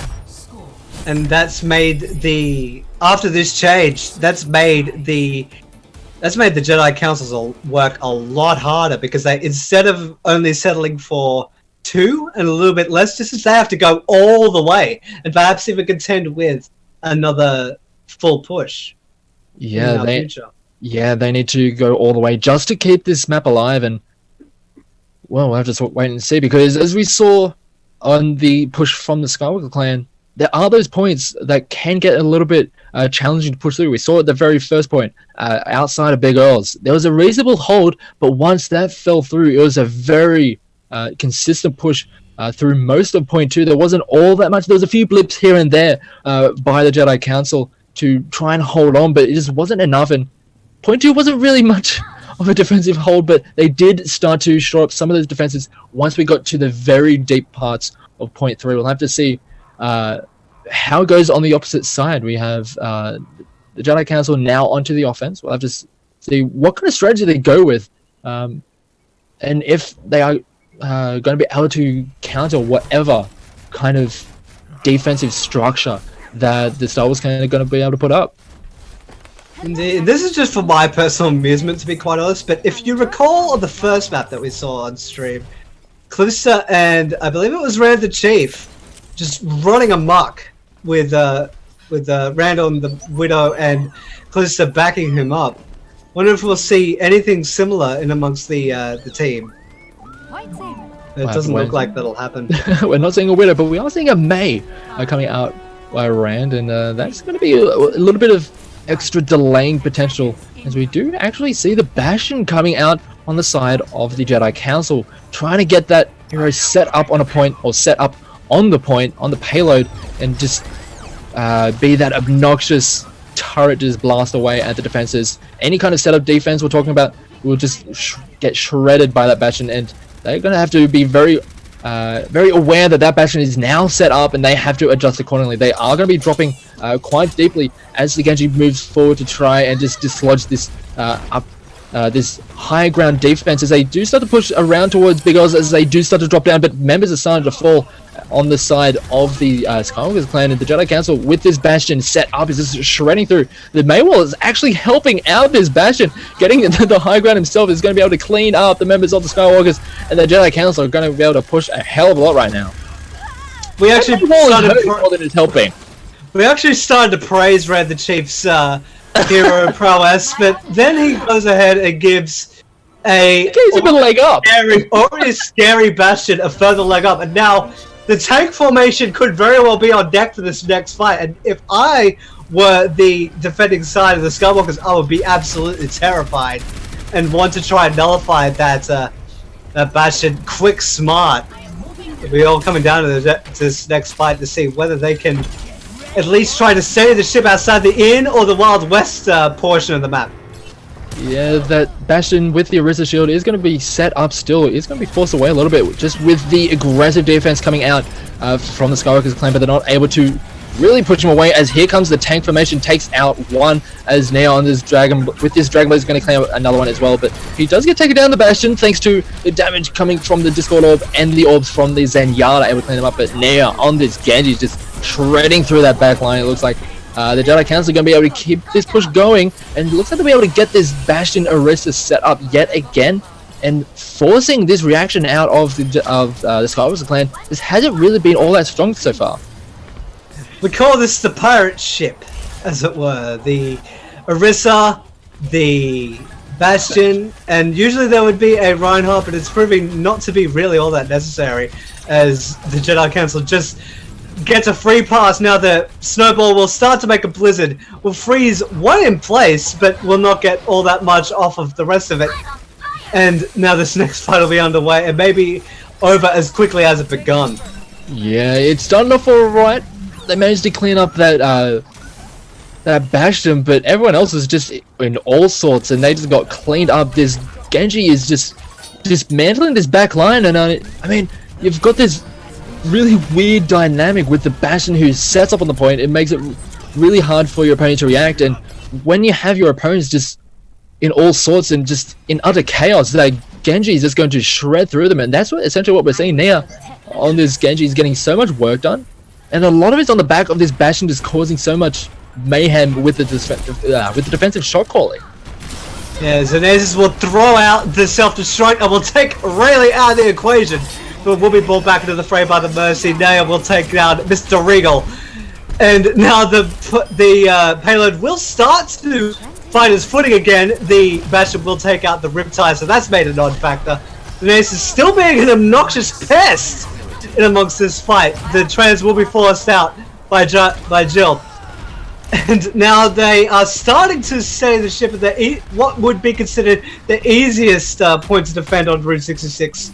And now it is up to the Skywalkers to actually try to find their bearings and stand strong and call the Red Squadron to take down their opponents.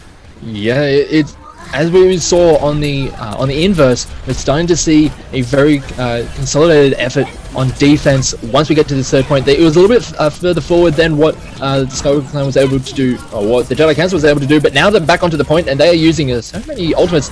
It's a nice self-destruct picks up too, as well as the bongo drum, and that is going to allow this defense to just maintain control. And with that Bastion out of the way, that not able to get set up, we're starting to see this composition from the Jedi Council just not have that pizzazz about it. It's just they do have a few ultimates to work with, but we'll just have to wait and see how they go with this next push. If they're unable to get all that much advancement out of this next push, we might need to start seeing some adjustments to the strategy. They definitely do have the time to play with those, so that is something to consider. Fez will turn into attack, start to rush everyone down on the attacking side. Fez will take down the Mercy. That is a huge pick. Regal and Rayleigh will reply in turn, and Paradis will take out the Bastion as well after he's deconfigured for the tank. Naira is in the backlines being an absolute pest, actually striking straight through the Diva, and will shred her little baby self down and out of the equation. And now Mr. Phoenix, looks like the Skywalkers have actually steadied the ship, which I was alluding to earlier. And as you see, the Bastion is no longer working, and Fez will actually turn into the McCree. We'll see how this works out this time. Yeah, they invested those ultimates, or essentially just invested that tank just to try and get the last bit out of it, as they do have a nice self-destruct, picks up 2. They're able to keep this push going forward. Now they have the McCree, which is a little bit more consistent, especially in these more mobile setups, as Fez, as we can see now, is doing so much work, picking up 2 members, and this is going to allow them to push quite a bit through this point, as now I have to see yet again if the Skywalker is going to be able to set up that defense just outside of the 3rd point. We do have the pharmacy with both of their ultimates. The Valkyrie is going to get used to try and get their way back onto the point. They're not able to force any kills just yet, as Fez is going to be cleaning up members. They do have the Rocket Barrage take down Fez on the McCree, but it's just trading back and forth. It looks like it's actually going to go in favor of I'm not sure just yet. It is actually going to go in favor of the Jedi Council. They do pick up some of the kills, but it is going to get traded back. And so far, it's just a scrap fest, as we have yet another self-destruct thrown in. This one doesn't pick up anything, but it's just going to be trading ultimates as they come up, as Regal is now going to be throwing in the whole hog to try and just force away the members of the Jedi Council, and that is what it does. Nia is using the Dragon Blade to try and just slice through that squishy backline, not able to get too much more beyond that Diva, as we have the tire clean up the Diva on the blue side, and it looks like it's going to be a very red kill feed, and we're going to keep this fight going, and it's only 50 seconds left. That's not a lot of time to work with when you're trying to push into 3rd point on Route 66. One of the hardest to take in the game, which is largely considered, and if this is any indicator, this is pretty damn true. Skywalkers will have to hold strong, and the only ult that the Jedi Council have to play with will be Coalescence. The Valkyrie will be coming up shortly for Not So Chilled, and then the Coalescence will come out for the Moira. The Regal will hook in the giant mech. The self-destruct will go out. The mine will take out Fez, now bringing the Tracer out of the equation. The Moth will of the Mercy of Not So Chilled will just be a damn obnoxious pest. The Mirage will take out 1. Pronus will take out the Pongo Drum. The Moira and Orisa will sit railing down, as well as the Lucio. Xenasis will take out his counterpart.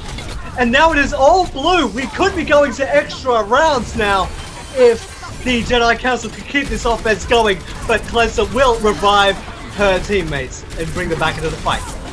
Yeah, it's just a scrap fight back and forth, and even though the initial fight did go a little bit in favor of the Jedi Council because of how far it was pushed back the cart, they need to, they are going to be able to get back for a secondary defense, but it is overtime, so once they get a fight to go in their favor, the Skywalker's clan should be able to finish off this map, as we do have self-destructs thrown around as they're not able to get back onto the point, and that is actually just going to be it. They want just force away just enough that the Skywalker's clan are going to be able to hold on at the very end. It was a very scrappy, very back and forward fight on that last point, but it is going to be the Skywalker's clan that does get it in the end.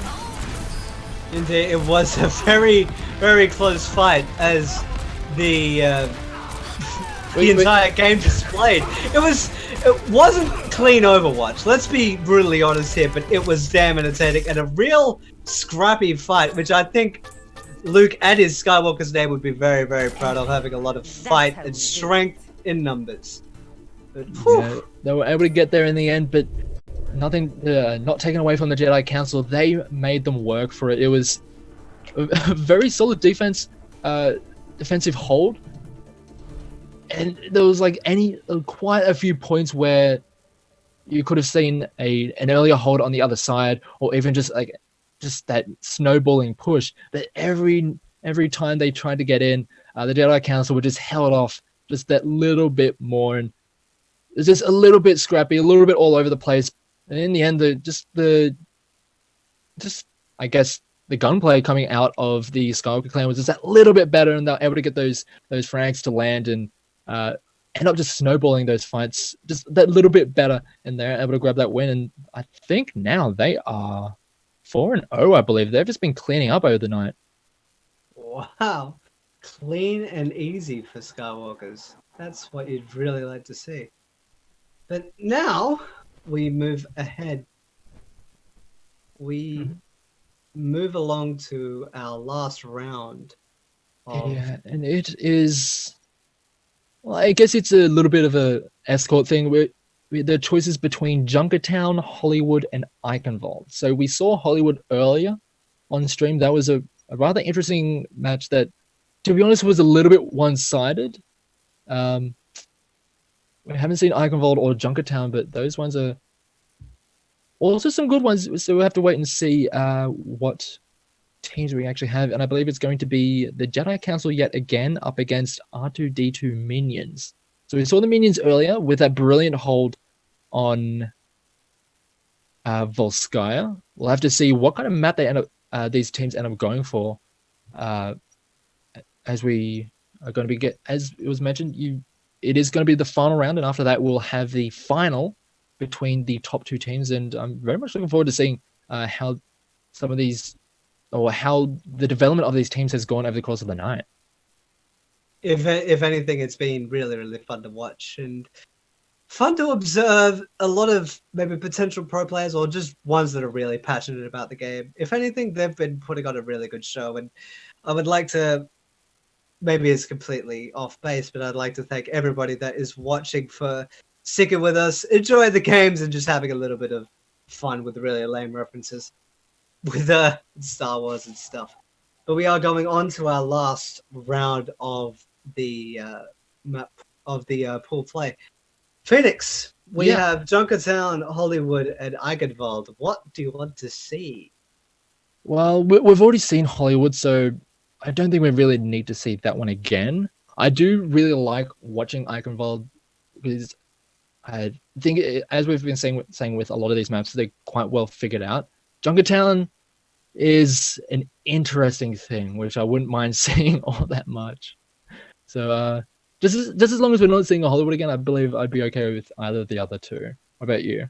I see, easy to please. I'd say the same, but with Junkertown being a lot less practiced, as it were, I'd actually really like to see how the Junkertown meta has actually started to evolve. We did see it a lot in professional play in the Overwatch League, but that is a very different beast compared to even the scene as isolated as it is.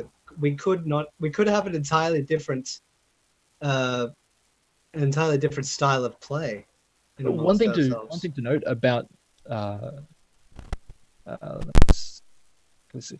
thing to note is that we saw it in the previous map, the pirate ship meta, or the pirate ship combination of the Bastion Orisa onto the payload. That is something that does show up from time to time on Junkertown, so maybe that could be an option for teams if we do end up going towards that map. But yeah, there's quite a few options to go with. But we are going to be at least getting the vetoes in for this next map. I believe we have the teams in here. We do have 12 in the lobby. We're just waiting. Let's make sure that we have the right teams in here. Jedi Council and R2-D2 minions. I believe that we do have 12 in the server, and they are all put together. But in the meantime, we're going to take a short break, and we shall return soon. You are watching this Star Wars Community Night, powered by Watchpoint, Oceania, and CappingTV. We thank you for joining us. We'll be right back.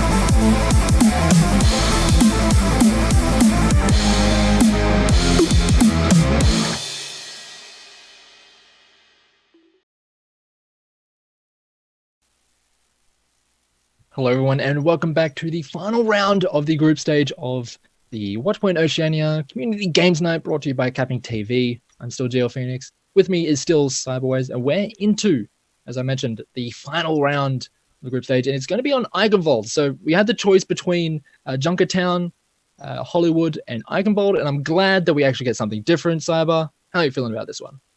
Oh man, it's actually one of my favorite maps of the entire pool, that being Eichenwald, apart because it's based in Germany, and that's where my family is from, so that's kind of cool. But it's one of the most open maps and one of the most interesting because, especially because of the second point and how open it is for one side and how close it is for the other, and how much of a wraparound the attacking side can get, and basically how it acts in all three different stages because they're entirely different for each section, and it's really interesting to watch. But we're going into our final round of group play, and the match we will have on stream is the Jedi Council and the droids, aka the R2-D2 minions. We will wait and see who comes out with what. Exactly. We've seen the Jedi Council a couple of times, I believe, over the course of the night, or at least once. We saw them last. We definitely saw them last map in amongst that scrap on Route 66. I'm just losing track of all the names, but yeah, we did see them just before. They did end up falling to the Skywalker clan, but still put on a very good show. And now we'll have to see how they go on a rather different map type. Sure, it's still rather similar when it comes to the escort side of things, but we still have to go through the assault side first. And we'll have to see how it plays out, because I do believe we have the R2-D2 minions in the blue, and they will be on defense first.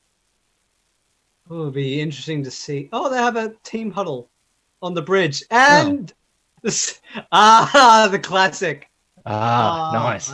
I love it. I love it. They do a unified team huddle and then just do a little. It sounds like a great play. Everybody dies in the end. Yeah, yeah, it's very apt. And now they've gone back to the heroes that we saw some old ones there, but now we've got what they're actually going to go with. Have to see how this defense goes, because what they've got set up, it's a rather beefy lineup. They've got the three warriors that, to be honest, we haven't seen for quite a while. We saw it like ages ago, where it was a very tank dominated meta. But we've seen it yet again. We have the three tanks in the Zaya, the Reinhardt, and the Roadhog. And with the amount of healing coming out of the Mercy and also the Zenyatta, and also the supplementary healing coming out of the Soldier, it could be very hard to push through this. Especially if CC28 on that Zarya could get to a high charge, it could be a real big force to be reckoned with. But now the Jedi Council is starting to put the offensive pressure on early, really forcing the defenders back on towards the point and really forcing them to scramble. But Bradmaster on the side of R2-D2's minions will keep them topped up for the time being. And now it's pretty much the most even fight you could ever ask for. Yeah, it's a little bit back and forward. Quite a bit of damage is going down onto the members of the droids, as we do have, as you mentioned, a very spread out kind of fight. We have the Genji coming in on the sides and on those odd angles, and the Farron in the sky is just making the Jedi Council look in all different directions. They do manage to pick off the Zenyatta right away, but we're just going to get those revives back in, and it looks like we're just going to keep this fight going. The Farron did end up getting taken down with a lot of ultimate charge, not yet at the max, as we do have the Coalescence coming out of the Moira doing a lot of work, and it looks like this fight is going very much in favor of the Jedi Council. It was a very back and forth, as you were saying, from the start, as you were saying, but once they started to get that first kill, and once they were able to start rolling it through, it was a little bit out of control. Yeah, it ended up pretty much collapsing there. But there could be an issue here, as Bradmaster, the Mercy on the side of R2, is actually frozen in place and has now left the game. So we will definitely be calling for a pause very shortly, with the defenders being a man down.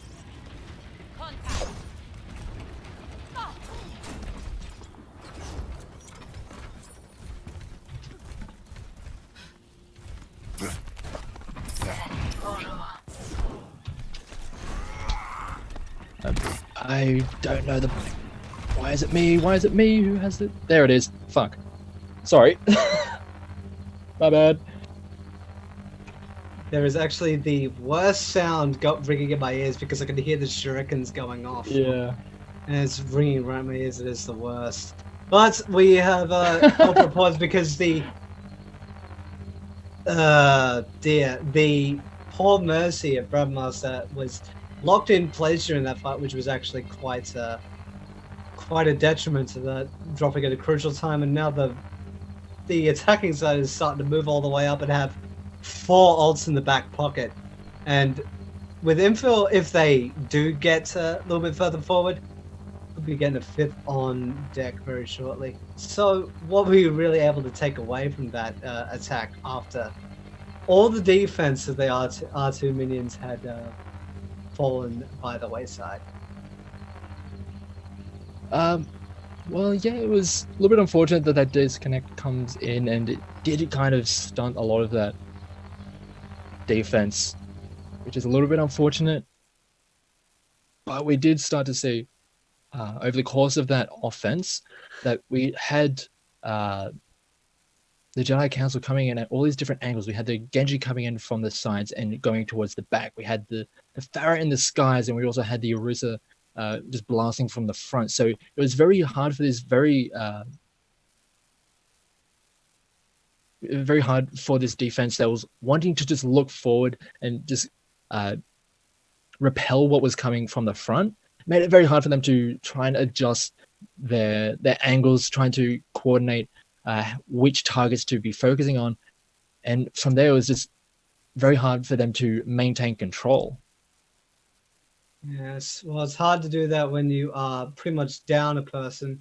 And with this being a 6v6 game, if you are down a person, whether eliminated or taken out of the fray by disconnects, it's not a fun time. But now we have a full set of 12 back at the server, and we can resume. The payload will start to move up the hill and towards, hopefully, the bridge where the next flight will take place. Xenesis and Minion will knock Mini Boy down to his doom into the waiting arms of the attacking side of the Jedi Council. CC28 may be meeting the same fate after leaping into his arms. One thing we do have now is Milo onto that Widow, trying to just clean up some of those very low health or low HP members, as we have finally a very consistent defense coming out from the R2D2 minions. And this is going to stall out this point for just a little bit longer, but looking at the ultimates on the side of the Jedi Council, they have a lot to work with, so has to be very careful pushing forward, as CC28 on this Winston is going to be able to clean up some of those retreating members. But Milo, we've been seeing the Widows do so well tonight. Well, the few that we've seen have done very well, and Milo is just cleaning up those members and is just stalling out this offense so much more. And also Milo is watching the spawn gate, perhaps calling out the timings and making the attacking side of the Jedi Council do a double take and maybe second guess their approach. They're starting to roll out now and trying to push the payload further towards the council. Yeah, just trying to get into a position where that Widow doesn't have those long sightlines to really punish the approaching enemies. But they do manage to take out the Winston right off the bat, and also the Mercy is going to get traded back with the Zenyatta going down to Fez on the Xayah. They are going to be able to push on the point a fair bit, but with them losing members, they have to be very careful that they don't just stagger so very much, as Milo on this Widow cleaning up these members from afar, and it's made it very hard for the Jedi Council to actually get too much progress. They did have that almost a sneaky back push, but they're not able to get much further, as they are losing members left, right, and center. They do have these ultimates on bank, but they're not able to get much value out of them, as Xenesis is going to be switching over to the Widow. We look like we are going to be getting those Widow duels, and this could get really spicy. This could get very ugly. Milo is brought down to half, does get a healer in his back pocket with Bardmaster though, so it is pretty much an even keel for this entire fight. Now it begins with the initiation from the Winston, making everybody ride the lightning. Now Emnu will take down Xenesis with a hefty kick. And Nude on the Zenyatta is cleaning up as a support. That is just so very satisfying. They're able to take down 2 of those members and really stunt this attack, as the Coalescence is doing a decent amount of work, but the Transcendence actually gets popped to try and deny a lot of that damage and force away this attack. There are still quite a few ultimates on the side of the Jedi Council, but they're just trading kills back and forth. Milo on this Widow is doing so much work. He's making it so very hard as the Graviton Surge gets used and only really locks down the Diva as the Dragon Blade is going to get used as well. That they are starting to pick up some of these kills. Fez on the Zai is starting to clean up, but is going to force out the Primal Surge, and it's going to delay this point a little bit further as the kill count, kill feed is looking all blue. It looks like this hold is going to maintain its strength. Indeed, and CC28 as Tesla Cannon is proving to be quite fruitful with him getting into the back line, taking out the Mercy, and then getting all the time in the world, keeping that payload in place, and now they're all on the payload and having a giant scrap. Clickbait will get a frag to his name, but now the infrastructure will come in. The feed will be painted red by the Jedi Council, and they will start to move across the bridge. The Moth will come in from Bardmaster, and now all the revives will come in. Mini Boy and his kind will start to come in, but also Chilled will get the Tracer of Synesis back into the fray, and we'll take that as counterpart in Clickbait. The payload will start to move forward across the bridge. Fez will throw missiles at the defending side of R2-D2 and his minions. Perhaps the Mercy will be starting to get close. The boot will come out onto ORZ's Moira, and this fight will continue to go on. Yeah, the Dragon Blade was used, and they are going to use those last couple of ultimates just to clean up that second point. And one thing I just want to point out is that Milo's been doing so much good work. The one thing that stopped him in his track, his own bullet, thanks to a Genji Reflect.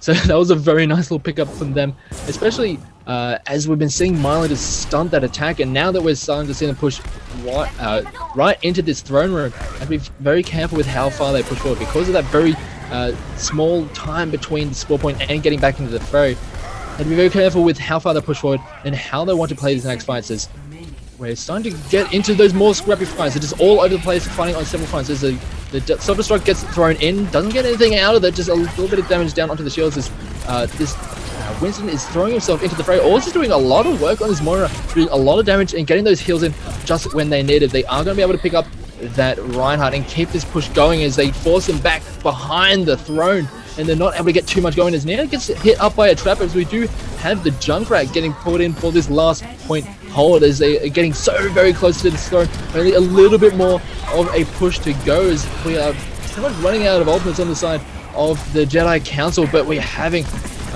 the minions start to pick up a little bit of traction, but they're just losing members with this very squishy lineup that's not able to stick around, and it looks like the Jedi Council might be able to just push through. Indeed, but they are not. The defenders of the minions are not going down without a fight. Miller will take out infield. The Trank Strider living up to his name. The giant Swift Strike, the Dragon Blade will go in. Nia will wipe Clickbait out, but Clickbait will require in turn. Taking out 3 with the giant Reptile. I will let it rip like a blade, he says. Miller will take out Fez. Mini Boy will take out Not So Chilled, and not showing all that much chill at all. The Winston of infield will smack him around, but not for so long. And the minions will hold strong and leave them slightly short of getting Baldric's armor, and only leave the attackers to 2 points. That was an incredible hold. It was looking so good. It looked like it was going to be a full push, but a nice hold right at the end there. We saw that Junkrat Riptide just rip through the entire lineup of the attacking squad, and that really just put the nail in the coffin. They were so close to being able to push it the whole way, but that taking down those 3 members at the drop of a hat really just stunted all of that. And even though it did get stopped right before it, it might as well be a full push when it comes to essentially what this attacking side is going to need to even just stay in this game. It is essentially basically a full push. It only had, I believe, half a meter left to be very full capture. Yeah, they got 65.87 meters on the last point, which I think the final point is a 66-meter point, if memory serves. Numbers are hard. Sounds about right. Yes. But it is very close, and as it's like if you get that close, you might as well count it as like a full push, except for the case where it comes to like tiebreakers and shit and crap like that. But yeah, So we are going to be able to have the Jedi Council on defense now. I have to see how they go with theirs, because we are, interestingly enough, seeing Oars on this Symmetra. I have to see how this one goes for them. Oh dear, the quickest of quick play strats, littering the behind the bridge and the tavern with turrets, and perhaps throwing them off guard, and letting the rest of his defenders do the cleanups. But we do have, on the attacking side of the minions, we have CC28 on the Zarya and the Orisa on deck, but Milo on the Junkrat. Be prepared for carnage if last round is any indicator. Oh yeah, we've actually got Junkrats on both sides, so there's going to be a lot of bombs flying everywhere. Xanasis takes out Noon on that Zenyatta right away, as we're just seeing those revives come in, and it's not really amounting to all that much as they just clean up those members. As you actually had the Junkrat coming in at a very weird angle around the side, and should be able to get towards the back of the point. They have two members there, but it is not able to get the front to push at the same time, and they're just losing members, and it's making it very hard for this push to get any traction. As we do have the Tracer now in the very back of the point, but so far, pretty solid hold coming out from the Jedi Council. The Symmetra turrets being a little bit of a nuisance, and once she does manage to get her ultimate, either it be the teleporter or the shield barrier, either of those will be a very strong boon for the defensive capabilities. Yes, and no matter what ORZ actually chooses, I think it would be very much a benefit to the defending side, as Eminent will get the better of Xanasis, but also Chill will bring it back into the fray. Clickbait caught really out of place, almost getting melted, but having everybody else to back him up and fall down around him as well, with him being the only one behind enemy lines and really caught unawares. And now the attackers of R2 will rethink their strategy. And the ultimate is now up for this Symmetra, and it's actually going to be a shield generator. It's put reasonably deep, so it's going to be quite hard for the members of the R2D2 minions to try and get back there and deal with that. And that is going to be a real chore to try and push through that extra armor. Milo actually does take down Fez, actually moving over to the Hanzo. It looks like they want to go try and set up yet another one of the Graviton surges into the Dragon Strike, as Xanasis does clean up Master on the Mercy using that Riptide. But it looks like they are going to start moving in onto the point. They're getting a little bit of progress on it, with the defense kind of all over the place, and they're not really set up for this kind of push. They have very much been caught off guard, but Nia will square the ledger at BAP, stay the ship, and take out Mini Boy, and really force the droids to give some serious consideration to not only dealing with the shield generator, but also dealing with the members. Yeah, I believe the Tracer has managed to get eyes on that shield generator, but it's still going to be quite a bit of a task to be able to take that out. And we do have pretty much her as the only one in the back line, while the other 5 members of the team are trying to make any kind of headway on this at the front of the point. They're starting to make their way towards the point, but they're not able to get too much going on. They're trying to, it seems like they're trying to get in at all these different angles, but so far it's not able to work too much effect, as the Dragon Strike gets thrown through to not much effect at all. So that's going to be a bit of a shame that they won't have that for this upcoming fight, as they do actually manage to take down Nia, but gets revived immediately by Not So Chilled. As a nice Riptide picks up 2, and that should stunt this attack just a little bit. The revive can only get used on one of those for the moment, and this is just going pretty well on the defensive side for the Jedi Council. And with less than half a minute to go for the minions to try and push through, they have a lot of work to do, and it's looking even harder right now with how much they're trying to invest into this shield generator, and even then they're just not getting the members on the point. And even then, with the Tracer and the Zen being taken out, it's staggered them even further. They will have to go in and try to contest this underhanded, but they're going to give it the good old crack, with Fez throwing out the Graviton Surge was thrown out by CC, but not too much effect. But it's a mixed kill feed at the moment. They're giving it a good old go, but the defense will still hold strong. The Graviton wasn't even needed from the defending Zarya, and that is a win and the strength of the rebels to the Jedi Council. Yeah, the Jedi Council was just a little bit too strong on that defensive side. Even the Symmetra may not have been like obviously that big strength, but it was so annoying, and because that shield generator was able to get up reasonably efficiently throughout the entire rest of that defense, we had that tracer, clickbait on that tracer, just trying to get to that shield and to help out the rest of the team, but was just not able to get there efficiently enough, and it just stunted the amount of offensive pressure that the offensive side was able to try and push, and it just made it very hard for them to push in, and it was a very, very solid hold coming out for the Jedi Council, and they're actually going to get that win.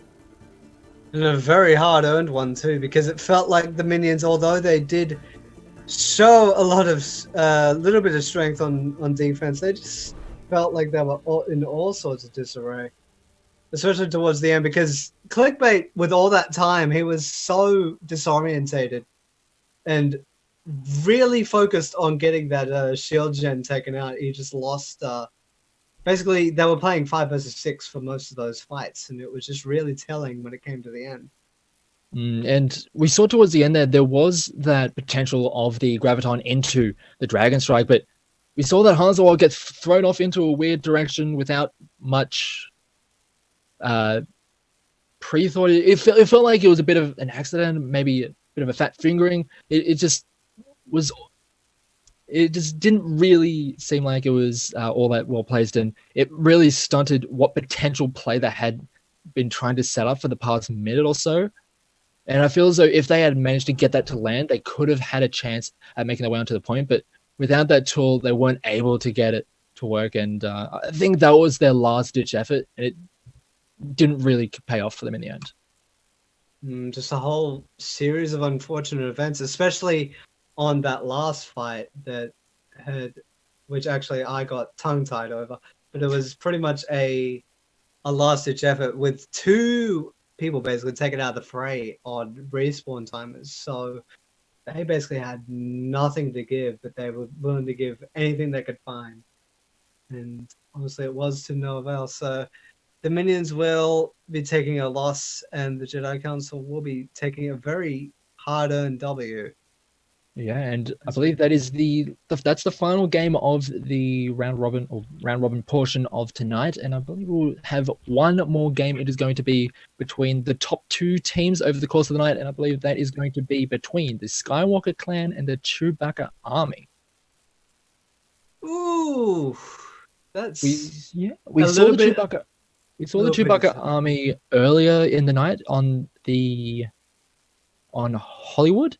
And that was an incredibly strong performance from them. And we've also seen the Skywalker clan a couple of times and do incredibly well. So it's going to be very interesting to see how these 2 teams match up yet again. I believe it was the Skywalker clan that managed to get the win in their previous matchup. So I have to see how it goes at the next one. But we are going to go to a very quick break. And when we come back, we'll have that final game of the night here at the Watchpoint Oceania Community Games Night, brought to you by CappingTV. We'll be right back.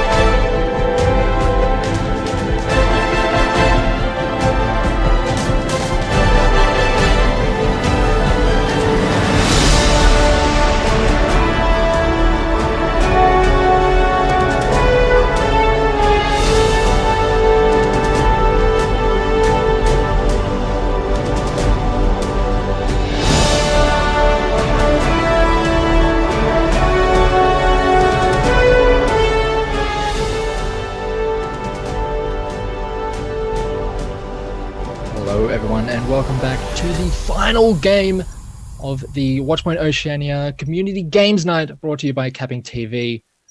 We've had quite a few rounds. We've had 5 rounds, actually, of 6 teams fighting it out, and we're down to the final 2. We have the Skywalker's clan, who sweep their way through the group stage, going up against Chewbacca's army, who did so very well as well. And we are going on to, I believe it's going to be King's Row. We had the choice between King's Row, Ejung Tower, and Watchpoint Gibraltar. And Cyber, we're going on to King's Row. We've wanted this map to be played over the course of the night, and we finally get it. Yay! As the winter version of Boots, so it's going to be very bright, colourful, and reminding me that I need a very cold beverage. But King's Row, in the grand scheme, is basically the figurehead map. It's the equivalent of, say, Dust 2 or Crash in Call of Duty 4. It's basically the core map of Overwatch, and probably the most refined of either of these teams. So we should be seeing a very interesting matchup going on this map, and we'll wait and see how it all transpires. Yeah, it is. And as you mentioned, one of those maps that's very well figured out. The strategies and the lines are pretty much down to a science almost at this point. We'll have to wait and see how this map ends up going early in the night. But in this matchup, I believe it was the Skywalker's clan that did end up getting the 2-0 on that map. I believe it was off stream, so we weren't able to see just how that transpired. But we'll just have to wait and see if things change in this next one, because I believe when they versed each other, it was on Assault, and now we're on to Hybrid, which is a little bit, it's quite different, especially with a lot of those map setups. But we do have, it is going to be the Skywalker's clan in the blue. Finally, they're in the blue, and they are going to be on first defense, whereas the red is being supported by Chewbacca's army. Yay, continuity! I love it. But on the defending side, it looks like we're going to have a Mercy, a May, a Reinhardt, an Ana, which is interesting. One of the highest skilled heroes to play as, but one of the most fun to watch and most satisfying to get frags and sleeps with. The Junkrat from Rayleigh and Regal on the Zarya, and on the attack, we'll have to wait and see. We may see the Recon arrow, the Sonic arrow from Tuxedo on the Hanzo there. But we may see him quick switch. We'll wait and see. Oh, speak of the devil, he doesn't even go for it. Yeah, that is one of those options to go with for that. Just that quick scout, just to get a little bit of information about where the defense has set up.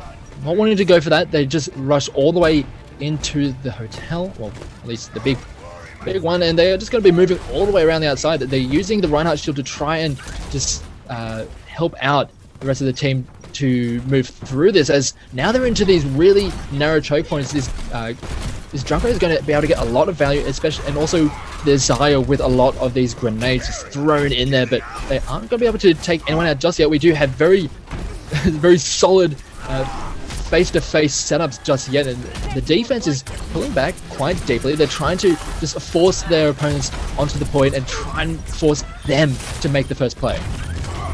Indeed, just trying to force their hand. And it looks like it's a very even fight can be, until Rayleigh will take one of the big tanks and Reinhardt out of the equation. But the soldier will reply in kind. Will he be able to be revived? Rayleigh is back and ready to blow it all up again. Tuxedo will take out Regal, and then Regal will be revived in turn. So both Mercies are out of revives. Now it is back to a very pure 6 versus 6. And they're still at a deadlock, but the defenders of the Skywalkers will hold strong for now. Yeah, oh, we actually do have a Graviton Surge, and there's absolutely nothing in there, so that's a bit of a waste. And they also have not really got much out of that Riptide as well, so if your ultimate's not getting the as I say that, there's one going down to the Riptide of Rayleigh, and we're just seeing some members just trailing off in the backside just a little bit too much, and just having these fights be just spread out across so much space, as it looks like it's all red on the side of the kill feed. It is going to be Chewbacca's army taking that with such dominance, and it looks like they should be able to get this first point. Casey on the flank around actually caught the entire defending team unawares and was able to get 2 crucial frags and assisted a few others, and then clear out the entire defending team. And let's get the sleigh out of the garage and on the move sound the bells. Yeah, it's the season for it, I guess. Well, I say season as in Christmas season, not as in winter, because yeah, nah, that's not what we have here. Yeah, we have the opposite of winter. It's winter if it was inverted. Speaking of winter, out comes Snowball to freeze everybody up with the blizzard. The Zenyatta will be sent to the respawn room, and that will be the only frag that they will get off of that. And the fight will continue to move forward under the bridge. One thing though is that because of that blizzard just choking out that point, it has forced the offense of the Chewbacca's army to be forced into this very narrow archway to where it can be very hard to push through. But they are starting to just shove forward. The defense is holding very well, actually. As we're starting to see some traitor kills, it looks like it's going to be very red, and they are going to be able to keep on pushing as the Zarya comes. That's actually a very nice graviton, but there's not really much follow-up just yet, so not really able to get any value out of that. So it's a bit of a waste. Yeah, really unfortunate that they weren't able to get anything else out of that. Speaking of gravitons, one will be replied to. The fire strike will claim 2 victims, them being both the healers. Tuxedo will take out his counterpart in Regal, and that is the feed painted red, and all the defenders of the Skywalkers sent into the Foundry to reconsider their defensive tactic. Yeah, that's the kind of graviton follow-up you want. We saw a nice graviton coming out on the side of Regal, but just wasn't really having the follow-up there to really make the most of it. That one right there, that's the perfect kind of follow-up. A fire strike that kills both supports, you take that any day of the week, so that's a very nice push. And as mentioned, they're into the Foundry. The Mercy actually gets taken out by one of the mines, as Rayleigh is just cleaning up a few members here and there, and because the Mercy was the first to go down, there's absolutely no revive, and this is allowing the members of the Skywalkers to move a little bit more forward with their defense and just force back the members of the Chewbacca army. Essentially, all Chewbacca's army will have to concede and recoil and let the Skywalker clan actually dig in. Spike Tommy wanting to put the hammer down, and that's exactly what he does, taking out his equal Impernius. The Zarya will be taken aback, but will be at a very high charge and getting healed up by the Mercy. And we punched in the face by Regal, and now it is an absolute scrap. The Reinhardt will take out 1, Casey will take out 1 as well, make that 2, and the Slave will start to move a little bit further forward and start to move into the S-bend and move towards the end of the Foundry. Yeah, and one person to really take notice of is Casey on this Soldier 76. He's been getting into those really good angles to make it as hard as possible for the defense to really know where to be looking, as also on the top side, he's actually going to be able to clean up that Genji, but does get the revive, but that's a nice resource to be taken out, as the nice graviton does get followed up on, and they're going to be able to take down 2 members. They drop down the hammer, but they are going to clean up all the members of the defensive side, and with no one left on the point, this is going to be a full push coming out for the Chewbacca army. Sound the horn. They pretty much got a team kill right at the end, and Tuxedo will get the parting frag onto him being a very high charge. That is 2 minutes and 25 remaining in the time bank for the army, and now we wait and see whether there could be a reply in turn, or we may have our winners already. Yeah, that's a reasonable amount of time to work with, and it also puts the pressure on the Skywalkers. They know that not only do they have to go the full distance, they have to capture the first point and push it all the way through the Foundry. They have to be wary of the amount of time they have remaining, and whether or not they're going to have enough in the tank to move beyond the 3 points that we currently have on the side of the Chewbacca army. Indeed, it got really hairy towards the end there, when the Skywalkers basically just got their hand forced and just got pulled into hysterics, and they had no idea what to do. And now we have to wait and see whether the defense will be able to hold strong for Chewbacca and his army, or it's going to be really interesting, is what I'm trying to say. There's so many times, so many ways you can just say interesting. It's one of those castle words that I've found over the years. It's just like, interesting is just synonymous with just it's a thing. More than not interesting is usually bad. It's like, oh, that's an interesting decision. I've found that. Whenever something is weird, I would like to call it unorthodox. That is a good word to use. It sort of softens the blow, as it were. And now the compositions are going to start to take shape, and the rollout will occur. Will the attackers of the Skywalker's clan be able to keep this map going, or will the defense hold strong for Chewbacca's army? They are just blunt forcing onto the point, and the trades are very much going one by one by one. Yeah, they're just trading back and forward, but already they are on the point. Looks like they're going to be able to at least get close to that first tick, but they are losing members left and right, and it looked like it was a alright dive right off the bat, but they're just losing members a little bit too frequently, and that is going to be that first attack stunted, and in the end they don't really get much out of it, and they get over a reasonable amount of charge over to the side of the Chewbacca army. Nice hold. And they actually staggered out the Roadhog, who'd actually, I believe, just switched. So that's made things even worse for the attacking side of the Skywalkers. And poor Rayleigh just taking a rocket right to the face and is having a really rough time. The Riptide will come out from Vazat. Will he be able to get a? Will he be able to get a frag out of his name? No, the Diva will take it out. The Winston will jump onto the point and force the Chewbacca army to actually start to scatter. This team fight will now commence on the point, but will they be able to get anything off it is the bigger question. So far, not too much. They are forcing them all the way back very deep behind the point, but they're not able to get any members onto the point to try and capture it. So all of this is essentially for naught on the side of the Skywalker clan. They are starting to pick up kills. We do have Renderchef move back over to that Widow, and we're starting to see him get the value out of that, picking up those members at the key intervals, and that is actually going to allow them to clean up the fight and pick up this first point.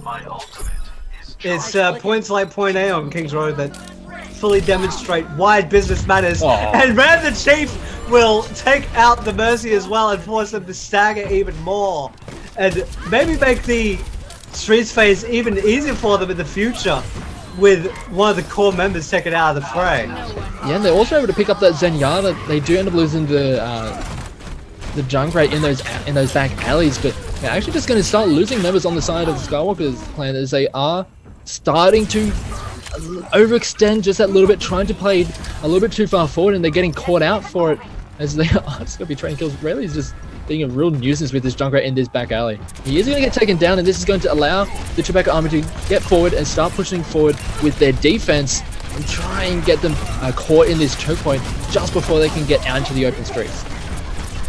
Very nice, so the Zeba will spear Reinhardt out of the fray. The moth will come out from random thing. Be caught in the graviton as the entire side of the Skywalker's clan. Permanent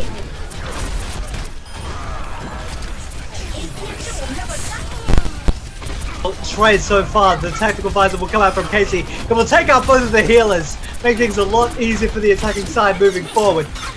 It is now remained to see how the defense will actually hold strong, and that is exactly what will happen. Yeah, Rand, when diving in with that Genji, ended up landing directly onto that trap. Made it very easy for the defenses to just turn on him and just demolish him, and once that was down, they were just able to clean up the rest of the team fight. And now that they've quite well set up, this defense could be a real nuisance to deal with. Actually, as Rand the Chef just dives in and eliminates Casey at the very onset of this fight, the Titan is going to be able to take down this Mercy, so there's going to be no resurrections for the rest of this fight, but they are already forced back on the side of the Chewbacca army. They're moving all the way back towards this second point, as they are going to actually use this Transcendence to keep themselves alive and in this fight. Just try not to lose any members. Actually, as Bozok does get taken out, here comes the Tire. Yet again, a Tire taking down the Mercy. It's just how things go these days. So, it's been a real crux of Junkrat players to basically use that Riptire as a recon tool, or just to take out the heavy hitters or the supports, the MVPs of the team. Has been to much effect. The Reinhardt is brought low and brought out of the equation, and then we'll start to move forward. That is the second checkpoint for the Skywalker's clan. They are starting to force the defenders back and get further and further into the foundry and force Chewbacca's army to start scrambling. And Junkrat yet again will take out the Mercy, Rayleigh, and Random Thing being in a tussle, which is now being considered very one-sided. Yeah, very solid push coming out for the Skywalker's clan. They do have a reasonable amount of space yet to go, and this should give enough time for the Chewbacca army to be able to set up and try and get that consolidated defensive hold. But right now, this very dive-heavy composition is just doing what it's meant to do and make it very hard for the defense to get any kind of setup and just scramble them. And that is exactly what we're saying. They are all over the joint as the Valkyrie gets used to try and help to hold on to this point. The self-destruct goes out, doesn't get anything out of it, but we are starting to see members drop on the side of the Chewbacca army. It's actually a nice Riptide does come in, but it does get negated by the revive. But we are starting to see trades left, right, and center. But the cart is so very close as the Dragon Blade does get whipped out, and he's going to start trying to take down some of these squishy members. He takes down Casey, who has been the big threat. Also takes down both of the supports who are on the table for the Chewbacca army. And they're going to be able to rip through the rest of the lineup, and they should be able to kill them in enough time that they should be able to push in onto the point. But the respawn time is so close, but it's not nearly enough. Round 2 is complete, and with at least some time left on the table, we are going to go into some overtime rounds. We're going to extra innings. How do you feel about that? With 2 minutes and 7 against 2 minutes 25, you could basically say that these two teams are neck and neck. And I don't think you could have asked for anything better. But Random Thing on the Mercy were just having a rough time. If the Mercy wasn't getting blown up, they were being cut down by the Genji or zapped to death. It was just a really, really rough time. It's a rough life, the support life. Even more so when you're the Mercy and you have that gigantic target painted squarely on your back. And well, with the amount of impact that those revives can have in those very drawn out and protracted team fights, you very well understand why the Mercy is one of those targets that you kind of want to take down at the very start. Just completely negate that whole mechanic from being a factor in the fights. And we're seeing that, as you were mentioning, Random Thing is just having a rough time getting just targeted. And it's making it very easy for the Skywalker clan to just take that kill and then just gradually snowball it into a teamfight win. That they're able to just push those advantages one by one. Yeah, and it's a constant nowadays with Mercy being one of the pivotal heroes in the Overwatch roster. You basically have to deal with her, or it's going to be a really rough time. It looks like they are already starting to engage. Yeah, we have kind of all different angles coming in, as we do have Casey does take down Rand the Chef, who was being such a chore to deal with in that previous round, but now we're starting to see the defenses being pushed all the way back while we have the Skywalker clan moving them onto the point. They grab the first tick, and it looks like the defenses have been pushed so far back that they're just going to have to give up this first point. It's the polar opposite of what we saw in the opening round, where it took a while in a really scrappy fight, but in amongst all that, first attempt, and they're already moving on into the streets phase, and have really pulled the defenders onto the back foot. And whether they'll be able to hold at the pub or under the bridge is anyone's guess. Yeah, this is one thing about this very first point for the push phase in through these streets. It can just get clogged very easily, but here comes the Dragon Blade. They've already picked up 2 members. The Dragon Blade is going to be able to pick up the Moira. He's cleaning up all over the place. That is 2 ultimates being used, but they are doing a lot of work with it, cleaning up the members of the Chewbacca army. They're going to be able to get a lot of progress through the streets, and they still have a couple ults to work with. Oh dear, Rand the Chief and Regal just ruining Baza and forcing his team to be staggered, to be playing with a member sitting on the bench. So whether they're able to even contest this point and prevent it from moving into the foundry, looks like they're going to give it a go, but just now he's starting to return to the fray. We'll see how this entire fight transpires. Ooh, we do have Rand going in, trying to get some of the damage onto that backline. His Coalitions is going to get in, it's going to get used, take down Rand the Chef on that Genji. His self-destruct does take down the Mercy as well. His ultimates are being thrown around left, right, and center. They want this to be the last amount of push coming out for the Skywalker's clan. And here comes the Graviton. They're not able to get too much of the follow-up from it, as we're just trading kills, but it's looking to be a little bit more red than blue at this point. It is only Rayleigh on that Junkrat, and also that Winston left in the fight, but that Junkrat tire is going to be able to clean up that Reinhardt, so it looks like they could very well stick around in this fight, but there's so much space between the spawn and where that cart is. It's going to be very hard for them to get anywhere close to that point. And even though that was only about 2 points extra, that's a reasonable amount of push considering the amount of time that they had for that first point. Let me remind you, they actually had less time in the time bank to play with. Exactly. And they got a very respectable push out of it, moving just short of the foundry with the bundles of presents. And now, basically, the attackers of the Chewbacca army will have to let out the loudest war cry and growl that they can think of to try and get the W and end this Star Wars themed community night on a good note for themselves. Yeah, it's going to be very hard. I mean, any kind of solid defense coming out from the Skywalker clan is going to make it very hard for the Chewbacca army to get that push that they need, because if they are pushed into overtime and they are only just getting onto the point, they will have to stick on that for the entire way through. They cannot get off there for a second, or else it will just tick over much quicker as time goes on, and it's going to be very hard for them to actually do that with a lot of the tools that the Skywalker army is going to be throwing at them. So it's going to be very interesting to see how this first hold comes out. It's basically all or nothing, and at most, I believe that Chewbacca's army will have maybe one fully stocked push and a couple of dry pushes in terms of the time bank, and that will be pretty much it. Tuxedo will be absorbing a lot of charge for the Junkrat, thank you very much.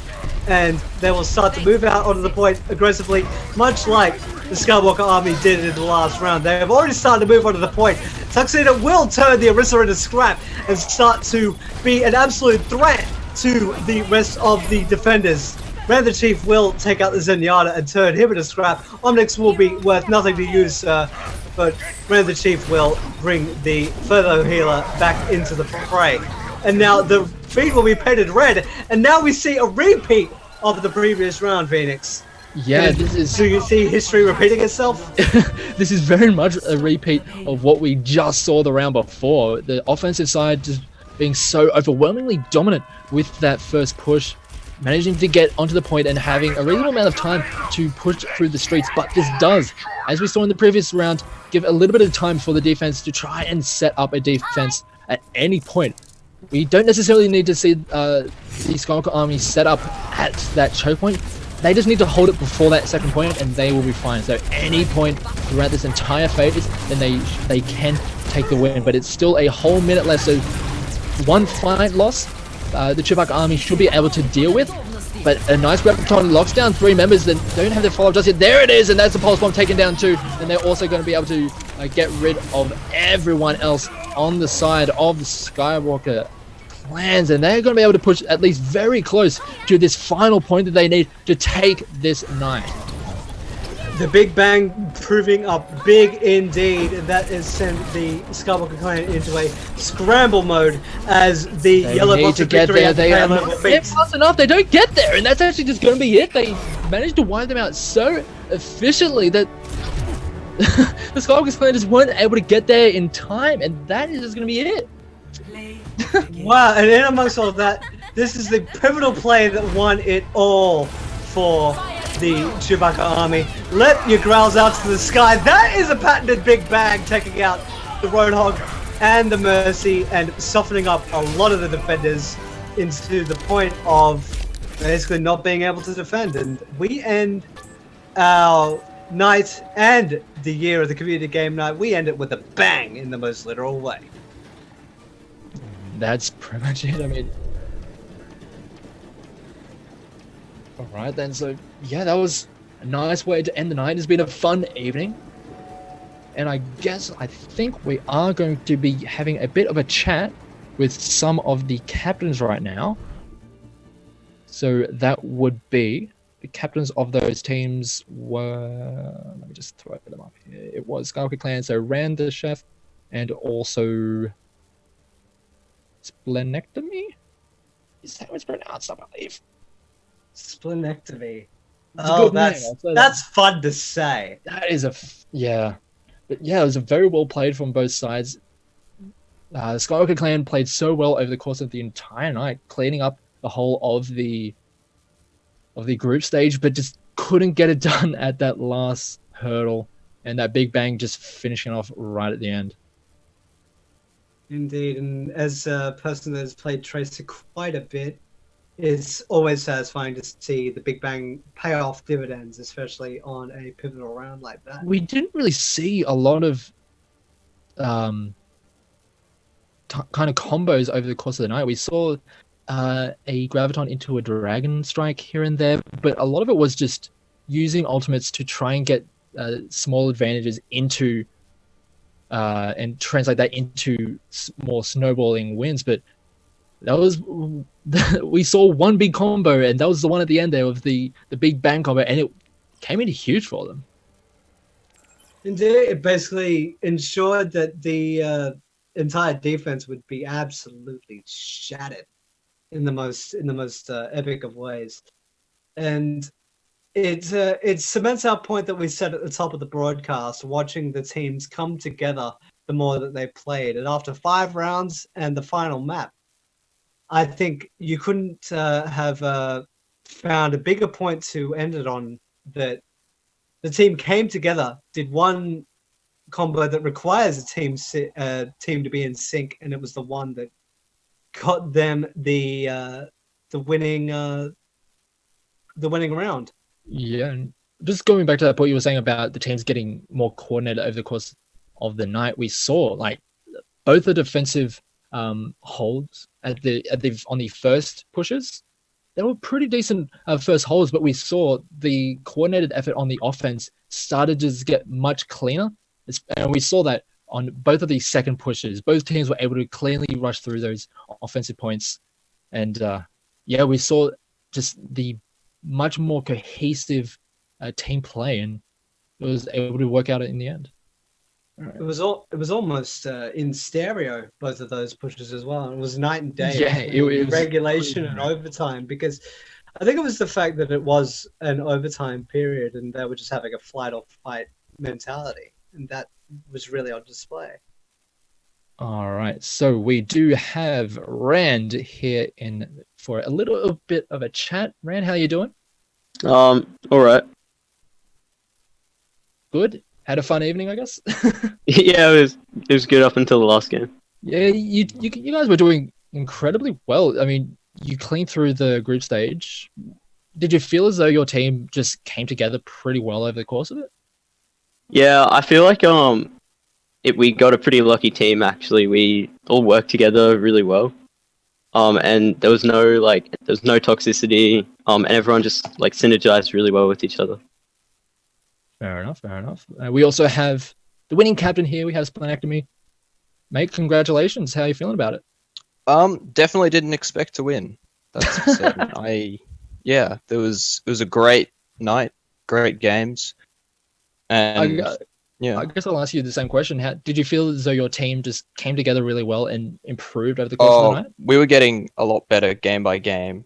Our composition was getting better. We were knowing who was calling out what. It did get a bit difficult in the middle. We had player leave, had to get a sub, but our sub was great. He fit right in, did really well. Fair enough. Sub, you have any questions? None really, but Rand, I just want to commend you and the message that you had in your back pocket for a few of the plays that you had, particularly in the opening map on Helios. You were just being an absolute terror to your opponents there. Does it feel being a dominating force to an opposition? Well, it felt like that for most of the games. I feel like my performance dropped significantly in the last game. I was missing a lot of shots and whatever, but yeah, I feel like the Mercy pretty much pocketing me helps out a lot, and it kind of makes you feel invincible at times. It's really fun. Well, it's really an attest to how much a role Mercy plays nowadays. And Splenectomy, I just wanted to say that name in full. It's really, really fun. That last push on yes. King's Row, it was buttery smooth on the initial attack, and to close it out with the patented Big Bang combo with the Graviton Surge and the Pulse Bomb. Is that sort of a bookend to how well the entire team came together by the end of the match? By the end of it, yeah, we were very organized. If I was too far forward or too far back, I was being corrected on it. If we needed someone to peek so our Mercy could fly up to them, that was being communicated. The communication was just getting better and better. And yeah, like calling out who was down, we were just all over that last fight. See, that really enunciates one of the core points of Overwatch. Communication is key, people.